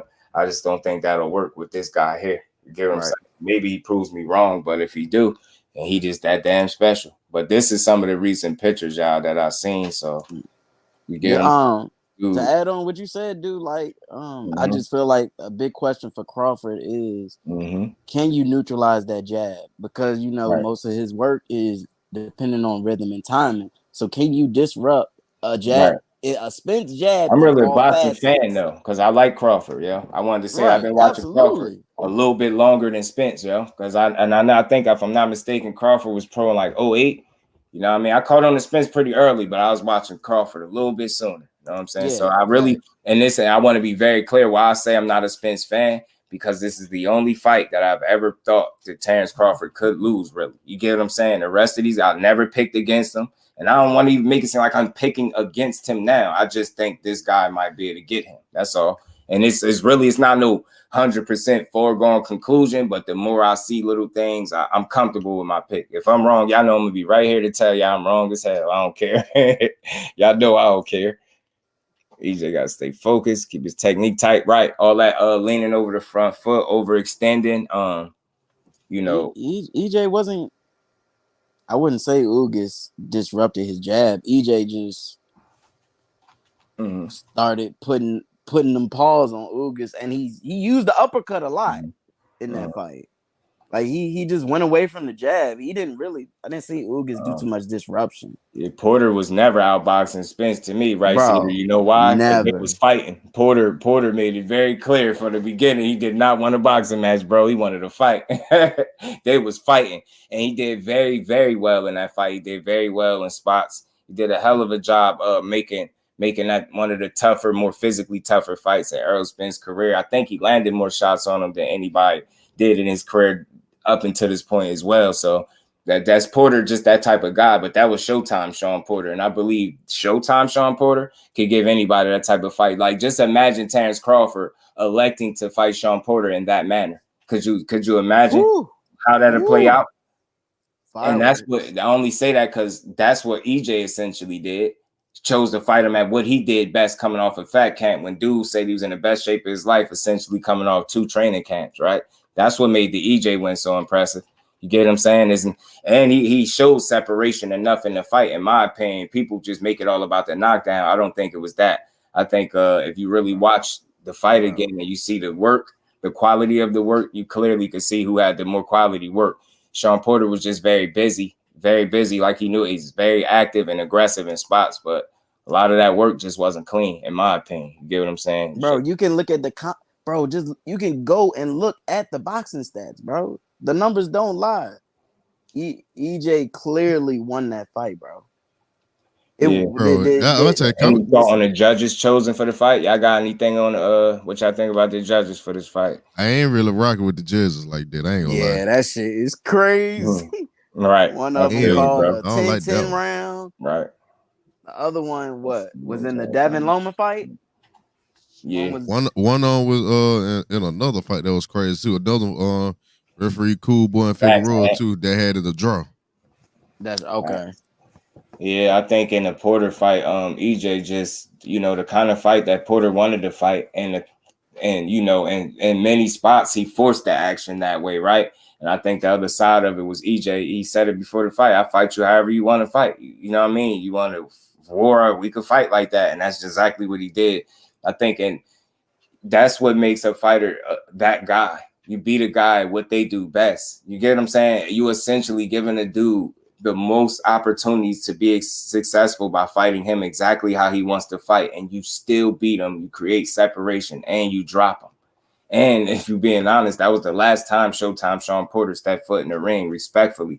That version of that guy was never in the ring again after this fight with Errol Spence. It just never. Go look at all of the fights after. Just look at him. Because who he fought after? He was not that guy. That guy? Because he looked terrible. Second half of the fight, first half was in and out, angles and counters. I feel you, but I feel like listen, he did well. It's no argument about if he did well, but about outboxing him, I ain't see it that way. I just felt like Porter had doing what Porter do. And then and look again, when the first time he actually stood in front of him, when he wasn't being Porter and being active, salute to my cousin Ashley's corner for pointing that out. First time he actually stood in front of EJ, what happened? So when he got knocked down, man, you already know, man. I don't know what kind of question that is. You already know, bro. A lot of niggas got realized, bro. A lot of them shots, one damn landing in the first place, hence the country boxing numbers of the punches, bro. Just because you in the pocket and they coming off the glove, don't mean you landed. And just because you have a few good moments, don't mean you was winning the fight either. Go look it up. I don't know. Like a lot of people talk about like speed. Talk to him, Bole. A lot of people talk about speed and punch combination. Country box just dropped the stat today about what's good with it, fam. My bad, I did mean to pull that up for y'all.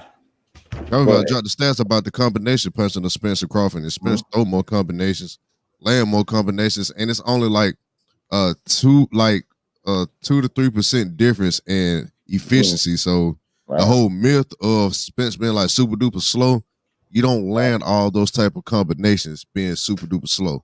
Right. Like he landed double the combinations per fight as Terrence Crawford. Tim Layton, salute Tim. How you feeling, bro? Appreciate you stopping through. Salute to everybody in the building. Like I said, y'all smash the like button, sub to the channel. I'm gonna pull that video up for y'all too. That everybody talking about with Keyshawn and Frank Martin.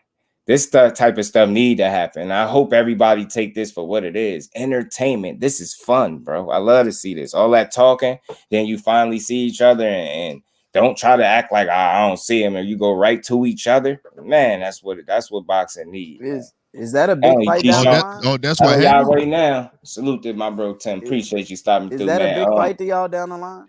Keyshawn. You said, do they fight? I hope so. I really do. I'm telling people right now, if they fought tomorrow, that fight is a lot closer than what people think. I hear people feel like tomorrow to just wash them. I absolutely don't think so. I just don't. I feel like I don't think people taking into account the pedigree of Keyshawn Davis. And I know they had different opponents and all that type of stuff. I completely understand different guys, right? But I said this was going to play out like this, and people revealed their hand. Like I said, watch when this fight, these two have fights. Based on after I seen the way Frank Martin had his fight, and that people said it was an off night. Some people said he struggled. It was a struggle fest. I'm an easier guy on the fighters. To me, I felt like he had a guy in there that put up some resistance, right? And I think he was in his own head. I think he essentially tried to fix what wasn't broken in Derrick James' system when he said, "I'm not gonna be the nice ghost. I'm gonna bring that dog out. And I'm like, you've been a dog, in my opinion, in your fights. Like, you don't need to fix anything. Like, you get what I'm saying? You can always get better, but just mentality-wise, for you to feel like you had to bring out this dog, I think that bled into how you performed, and I think you allowed a guy to be more successful than he would have, and you know what I mean, had that not been the case. Now with Keyshawn, like I told people, we had the ability to slow a fight down and control the pace. You get what I'm saying? Lower punch outputs and things like that. So it's like that's what I was able to see that he did with this guy. He didn't give up any rounds, and he dropped the guy. And do you know people still was crapping on the performance?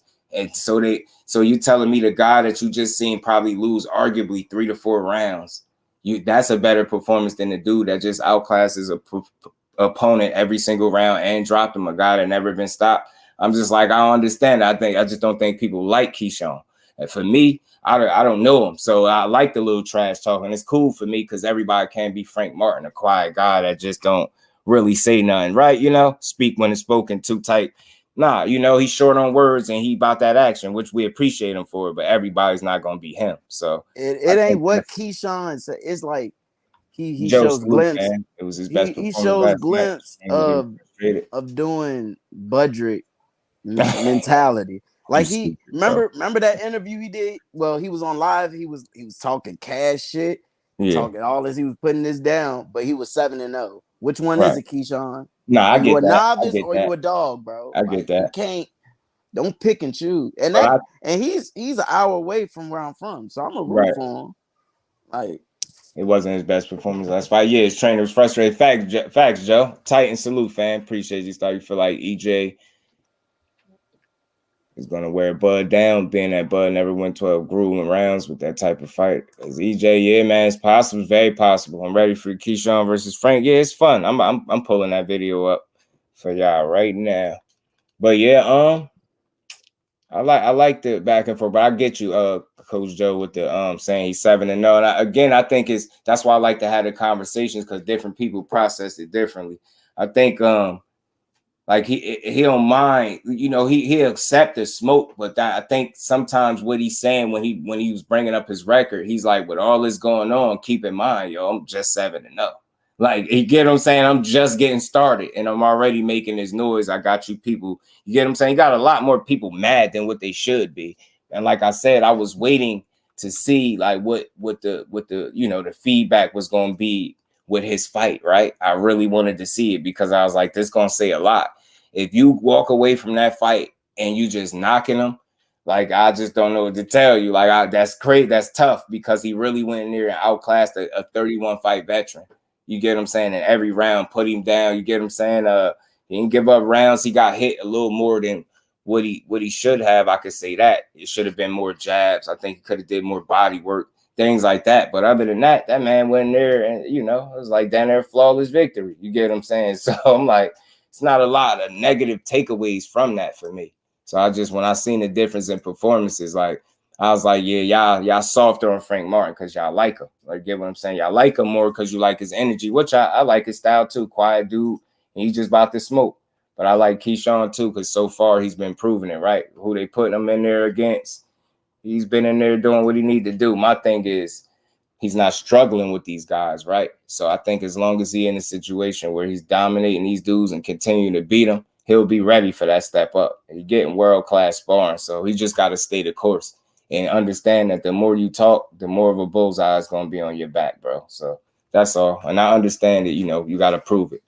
I'm going to sit down and wait until Bob take the trader wheels off. You know, this is the Super Bowl. This is the time to make your intentions known. Frank versus Keyshawn next. Talk to him, Bo. Hey, talk to him, man. Ant, what's good with it, my bro? Chilling, man. Just over here enjoying the build, enjoying the build. I agree with both of you, honestly. You know, if you talk, you definitely got to be able to back it up. But also, you got to understand that you're going to be graded on a different curve than everybody else. I think that's another thing that you just have to be aware of, like you pointed out a moment ago. You got to be aware of that.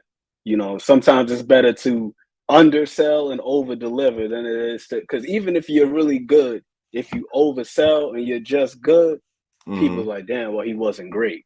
Right. Absolutely. The expectation is different at that point. Well, yeah, 8 Eastern, I think 5 is the actual, like, the them other like the prelim bouts. I believe I'm looking at 5. What does it say? Oh, no, pardon me. I'm lying. 8 p.m. like Miss Joette said. Pardon me. I looked at the wrong one. Yes, it is 8 p.m. Appreciate you, Miss Joette. It is 8 p.m., Will. 8 p.m. When we going to be in the building, we will be live for these fights, and we going to call them. We going to have us we going to witness this history, man. We going to witness, in my opinion, I think the completion of strap season, man. Which is going to be an epic fight. Epic fight. We do a fight breakdown Saturday morning. Bet undercard. You know I'll stop through. Let me see. I see this is the first time I've ever seen, so I ain't with all the talking. You know what I'm talking about? So when it's time to dance, bro, we could dance. You feel me? What happens in that fight, Frank? What happens in the fight between you and Keyshawn? He's a good fighter. You know what I mean? It's gonna be a good fight. You feel me? But I. You said what? You said what? I ain't saying nothing. What you say? Oh, no, it's gonna be a good fight. You know what I mean? He's a good fighter. Bro, all the tough shit, bro. I'm like that, bro. How can it happen? Keyshawn, how does the fight between you and Frank Martin go, Keyshawn? You say what? How does the fight between you and Frank Martin go? I feel like I really fuck Frank Martin up. Bro, I feel like I fuck Frank Martin do you see who you just fought? He's not on my level. Do you see who you just fought? I feel like I got way more experience than this dude. I don't know what he. I don't know who did you just fight. I don't know what he think he been doing out here. Throw a punch. Y'all been knowing. Y'all been knowing what I be doing out here. You know Look here. Hey, look. When it makes sense, when a motherfucker really want to fight, I'm not with all that talking. I really want to fight. Look, bro, I will fight you. What the fuck is you saying, bro? So tell your peoples get it right, bro. You tell your people. We can get it right. Hey, we can get it right. All I gotta do is holler at my promoter. Say this is nothing. This is nothing. Holler at my promoter. We can get it right. All right, holler at us. That's it. What you mean? It's up. Holler at us. It's up. You know what I'm on? You feel me? What's up? You know what I'm on? You see how I came? You know what I'm on? You feel me? How you come? How you? You know I'm on that same shit. And that's cool. I'm on that same shit. Yeah, right? Yeah, I know. I like I'm on that same shit. Yeah. I know. How can it happen when y'all got different? I like this. Frank Martin spoke here talk. He like, man. Frank, man. This fight gotta happen. But see, the only thing I'll say here is I don't think Keyshawn's trying to be tough. Like, he's smiling at him. I don't think he tried to walk him down. Like, I don't think he tried to, like, stand too close. It's good that you made eye contact with that man, because I'd rather see you talking to him than about him when he right there in front of you. So I did like the eye contact as much as they could have with him having them dark-ass shades on. But, yeah, I don't think Keyshawn's trying to be tough. I just think people take it that way. Like, I've actually heard this man say, yo, these fighters, I don't even dislike. I actually like these dudes. Like, he's like, these dudes really be mad. Like, they take that. Some guys don't talk. Some guys talk. I get it that Frank is not a talker. He about that action. He gonna bite. But I feel like Keyshawn just a guy that can do both. And you're gonna have to do both because you talk now. So you're gonna have to fight good. You ain't got no choice now because you talk. Yeah, it's good to see that, man. Frank Martin is really about that action, but that fight don't happen till they get some belts. Right. They ain't gonna make it. I'm saying once one of them get a belt and get mandated, or both of them got a belt and it's time to unify or something like that, that's when something like that'll probably happen. And I could see it happen. It'd be a damn good fight if it happens, man. I like I said, it's just a pedigree for me. I believe in people. Olympic pedigree, especially when they show me that they can transition from an amateur to a pretty damn good pro. And I think, like I said, that dude getting some world-class sparring, man, very early in his career. And I think he doing his thing. He just got to keep improving. Very early in his career. What is he, 9-0 now? Frank Martin got, I think, double the fights, 18, 19 fights. So, you know, he got a little ways to go in terms of, like, catching up with numbers of fights. But, like I said, when he speak about that experience, like, because, again, I don't know what fighters see. Like, he said, did you see who you just fought? Like, did you see who you just fought? Like, you just fought. I ain't trying to hear this. All right. Because when I say Keyshawn Davis, an Olympian, and factor in his pedigree, people be still putting up resistance like Frank Martin to just wash him, and I just don't see it. But then on the flip end, I tell you, who did he just fight? And you say, you know, Artem, he was 12-0 Olympian. All right, then, because you see how you give Olympian some credit, right? So that's why I expect the same energy when I tell people it's because of that man pedigree. If he got in the ring with Keyshawn Davis, or he got in there with Frank Martin, it would not be no wash, man. Especially after seeing both of them last fights and how they approach their business. Said this before, Frank Martin is a hell of a fighter, but I think a problem that he gonna run into is he getting away with it now. He relies on athleticism a bit too much for me. He relies on the athleticism just a bit too much, where Keyshawn, to me, relies on, I think, like I said, that pedigree, that experience, it allows him to be patient and to think things through, to slow the pace of the fight down and neutralize things that the fighter do well. He fought that dude in the pocket, all types of different things, right? Like you seen a little bit of everything. Beat the guy up, but he could have did more of the things that he did well. That's no knock on Frank Martin. I just think he relies a bit heavily on the athleticism. And I think in his last fight, he was in his own head. He made the fight more difficult than it had to be. But that's about the third fight that I seen you have certain issues that make an adjustment. You know what I'm saying? It took you a while to get into your bag. And I'm like, I see something there, man. Like I don't see a guy watching Keyshawn Davis. He might could beat him, and I might even lean to him because of the pro experience, but it ain't gonna be no wash, is what I'm saying. It'll be a damn good fight. We can't it'll be a great fight. I gotta disagree just slightly with Frank relying on his athleticism. Because for the most part, his style is very fundamental. I just think that Frank is just a hell of an athlete. Because you got to remember, before he got into boxing, he transitioned from boxing from wrestling. This dude was an all-state wrestler. I also believe that contributes to his footwork being as good as it is and him being as crafty and as light on his feet. I think he's just a quick guy, but everything that he does is pretty much fundamental. When you see him, his hands are always up. He throws a punch, he gets his hands always, he gets them right back.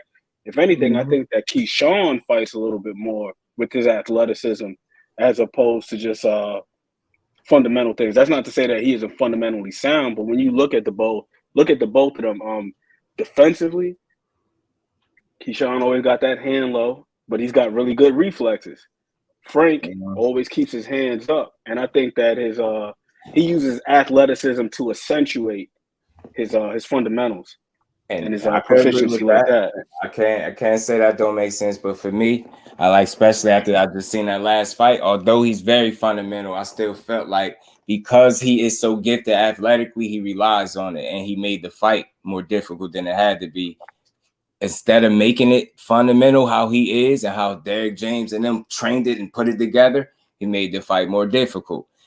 When do you really see Frank Martin headhunting? When do you see his counterpunching being off missing? When you see him misjudging the distance? And a lot of that was because I think he feels like, yeah, I'm fast enough, I'm athletic enough to get away with this stuff. And he abandoned some of his fundamentals to a certain degree to try to be this dog that he said he wanted to be in the fighter meeting. So that's why I say, in my opinion, I'm starting to see that. I've seen it in a few fights so far where this has been the case. One of them was the Jackson Marinez fight. I think the other one was the Romero Duno fight. And now I've seen it here. You get what I'm saying? I've seen it slightly a little bit in the Michelle Rivera fight, but it was one-way traffic for the most part. So it didn't really, put him behind the 8 ball. He was just 2 steps ahead of that dude the whole night. So again, what you say, I don't disagree, because I feel like what you say make perfect sense. But from what I see a guy that relies a bit on the athleticism. And if you just let it be simple, how you and your trainer, your teacher trainer draw it up, this fight, that fight that you just fought is not as difficult as what he made it. You know what I'm saying? I think that's a bit of just being used to being the more athletically gifted guy in there. Did you have a tendency to rely on it? See, with Keyshawn, for me, I don't know, man. Because then you got to think like the footwork. This guy is super athletic. I'm talking about still Frank Martin. He in and out with the feet. You get what I'm saying? He just uses his set of skills differently as well. I think Keyshawn is really again, I see pedigree. I see a guy that's able to figure things out, go work behind the jab. That he need to be more consistent with. But I see a guy that can slow a fight down because of it. You get what I'm saying? Not let it get out of control. You get what I'm saying? You could see him thinking things through, picking his shots, creating openings. Too much for Frank Martin, but I'm just merely going off what I've seen in their last fight. So I feel like those were the mistakes Frank Martin made, just relying more so off athleticism and trying to be a dog that you already are. To me, you get what I'm saying? You ain't got to fix what wasn't broke. You in the system that Derek James got cooking over there.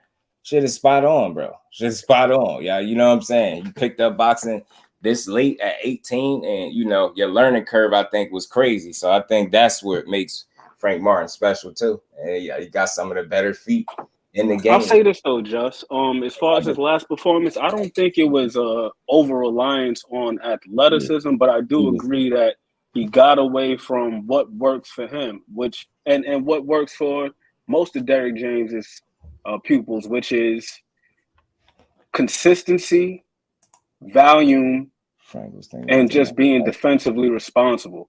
I feel like in that last fight, he got too caught up in trying to land this big shot and win an emphatic fashion. Just trying to catch him with one shot as opposed to just putting hands on him and keeping, working. But what I will say about Frank Martin, what I do like is that he has shown another gear, because in those instances where Derrick James calls out some instruction, I need you to do this, he's typically responsive. Like he had those little lulls in the middle of the fight, but when he said, hey, you got to step it up. Do you want to win or do you want to look cute? And he managed to force the guy to concede and bend the knee. Same thing happened in Jackson Marine's fight. He was looking a little lackadaisical. Derrick James, I need you to step it up. He went in there, put hands on him, and the fight got waved off in the succeeding round. Me too, Trey. So, good point, bro. Facts. I think it's what you said, though. I think it's for him. It's just a matter of him just staying consistent within himself. It's like, no wrong. Don't go out there trying to be a counter puncher. Everything don't go out there trying to be a counter puncher. Just work, bro. You said just made sense. Right. Just go out there and work.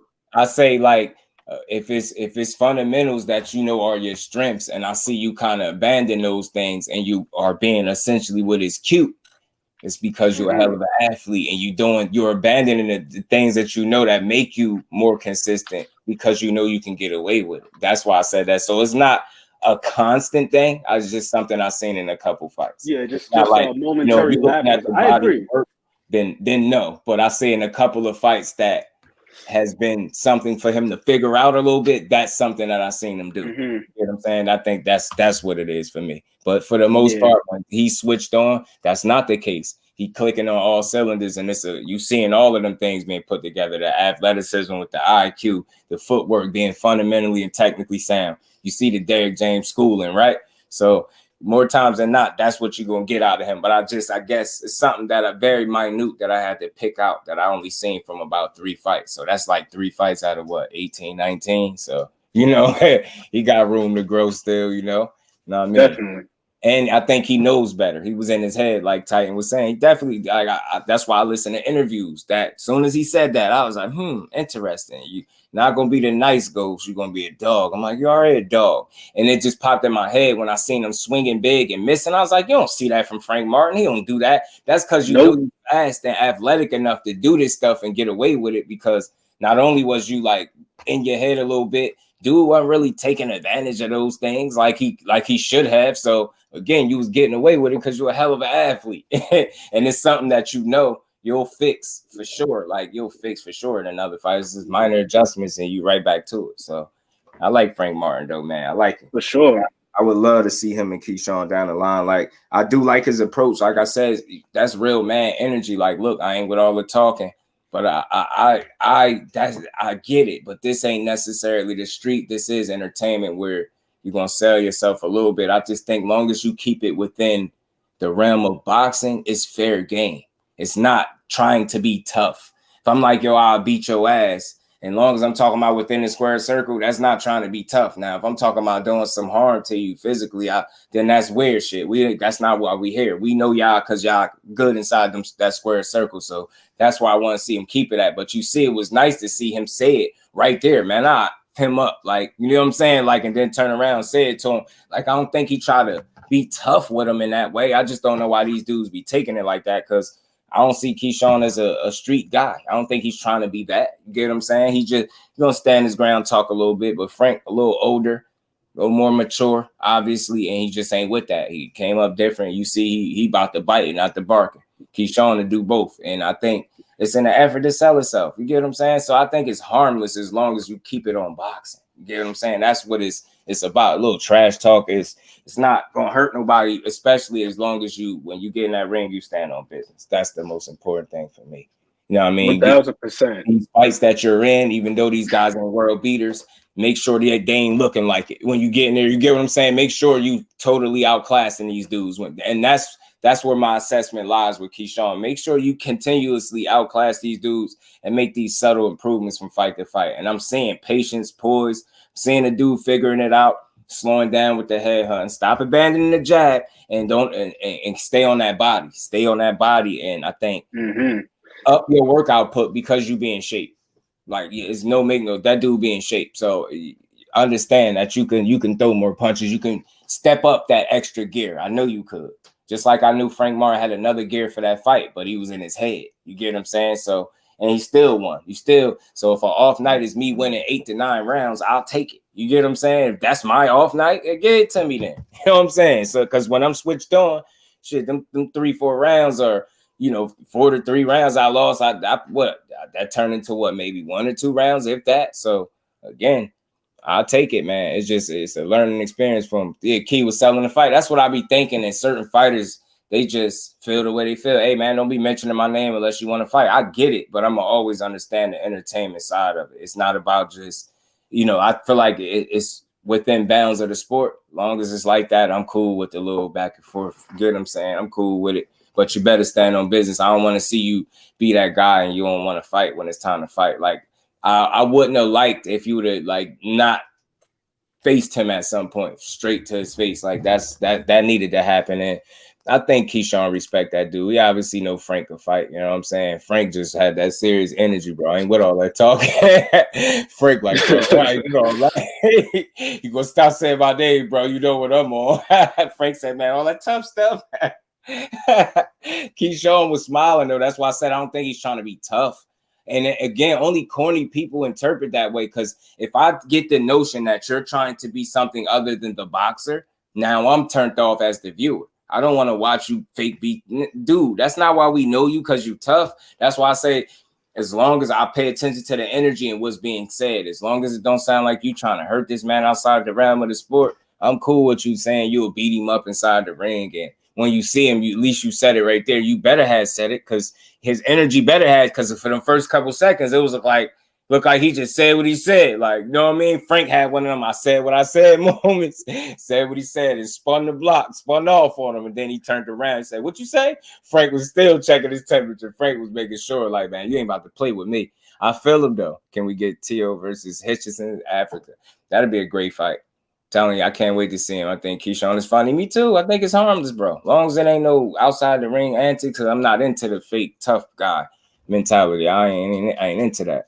I remember in addition to your point, though, Just, I do think that it's important for these guys to build their profile. Right. As much disdain as people have for the Paul brothers, right? These guys build up their profile, and then they were able to put on these big shows, these big events, because people know who they are. Absolutely. And these promotional companies, let's keep it real. Right. They don't do a great job of promoting a lot of these guys. You got some guys who have a tremendous amount of skill, and you end up seeing them on an undercard like that. One fight we watched. What's the guy's name? The other Nakatani. Right. The one that's at, what is he at? Like one. What is it? 18? Is it 118? The small Junto. The one that clipped Maloney. Yeah, you talking about Junto? Watching that fight that night. Right, Junto as his name, bro. Nobody's talking about him. We had to catch him on an undercard. Like, oh damn, he's damn good. Absolutely. Some of these guys need to open their mouths and. Right. That's what I think he's doing. That's why I think he's doing in an effort to be, stay on people's mind. And I really think exactly.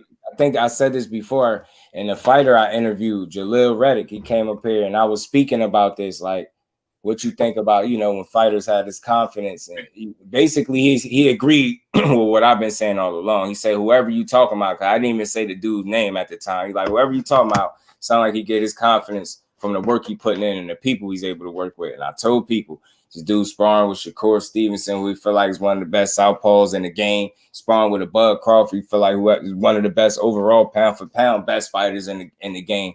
And so many others, countless others. You done got near with Richardson, Hitchens, like, so you name him, he been in there with him. So you getting that quality work. You know what I mean? You got your degree from the Olympics. You get what I'm saying? Got your silver medal under your belt. And you transition very well from an amateur to a pro. So I feel like that's where his confidence lies, from that work he putting in. He like, man, if I could hang with these dudes in these intense ass sparring sessions, man, these dudes I'm fighting ain't gonna be able to do nothing with me. And that's me trying to understand him as the fighter. I think that's where that dude confidence be coming from. A lot of people just don't understand it, but I feel like I'm like, man, it's cool. No, that's certainly reasonable. I mean, that's like anything in life. The more repetitions you get in any area, Right. You know, the more your expertise grows, the more your knowledge grows. You should have confidence in that. You should trust it because you've done it time and time and time again. Right. And any success that you have is just indicative of that. Like you said, him going to the Olympics, getting a silver medal and so forth. He is good. I think he is. Those things are evidence of the work that he's put in to himself. He can look and say like, yo, I did X, Y, Z and it got me to this level. I'm doing X, Y, Z and I'm leveling up. You know what I mean? Like, so I agree with you 1000%. Right. So it's always, that's why I like having these bills, because y'all always got something interesting, something different to add. And that's what this boxing is about for me. I'm always aiming to have a good, in-depth, layered conversation, man, with no wrong answers. That's why I say I don't disagree, because after you just sat here and broke it down to me how you seen it, I don't see it. That was like, nah, bro. If it sound logical, I get it. It just might not be my initial train of thought, but I still don't disagree with it. It's just all right. I hear that, and then I add to it. Keyshawn. Oh yeah, man. But again, man, salute to everybody, man. We hit the 3-hour mark, man. Much love and appreciation to everybody that pulled up today, man.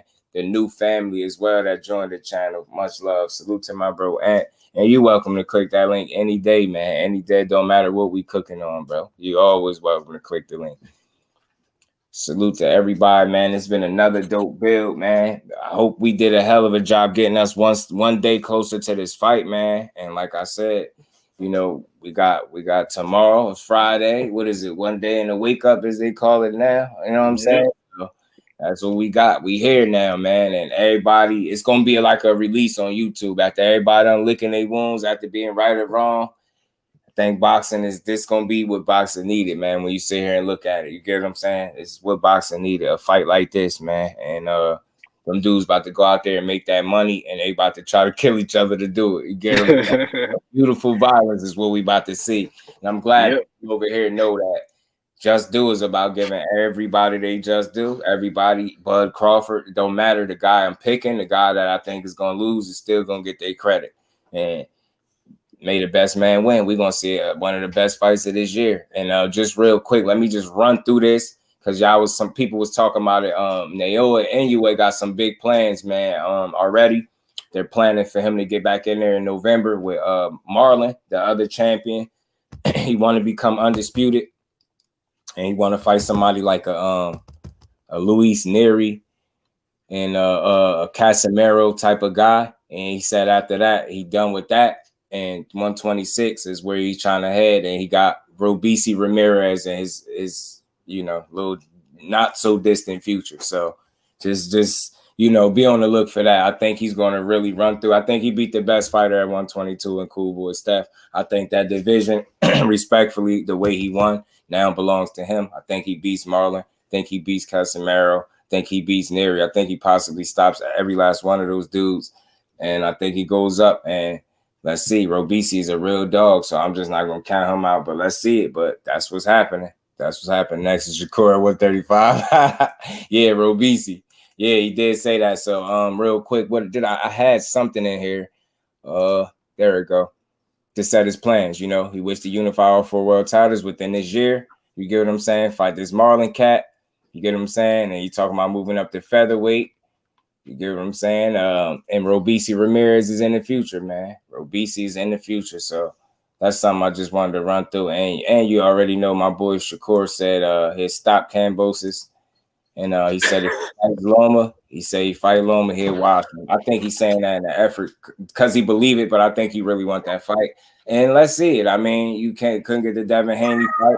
Cool, just move on. Let Dad go be great somewhere else. SHAKUR, you got to make your bones at 35. One guy don't stop the show if this fight didn't work out for whatever reason. Whether you just didn't want to dare to be great and take 25% or whatever the case, it don't even matter at this point. You move on. You took no loss inside the ring. I don't care about no public appeal. All I know is when you get in that ring, you look like one of the best fighters we got in boxing, and I think you should just keep showing. And I feel like him and Loma fighting would be perfect. But I wonder how would they set that up, because I got a feeling they would rather that be for belts and there be some type of unification. So if they hoping that Haney is to vacate belts, maybe those titles go free and they start lining people up to be able to fight for vacant titles, I'm guessing. So we'll see how all that shakes out, man. We're going to see. But with that, man, much love and appreciation to everybody. Appreciate everybody in the super chat, my bro Ant, the rest of the family. Much love and appreciation to y'all. Y'all know we right back at it tomorrow, 4 o'clock our time. To get boxing is just due, man. So with that, man, y'all make sure y'all enjoy the rest of y'all Thursday, man. Tune in for tomorrow. That's going to be the last day before the big fight, and we going to enjoy it. We're going to get to it, man. So with that, man, salute to everybody in the building. We up out of here, family. Peace.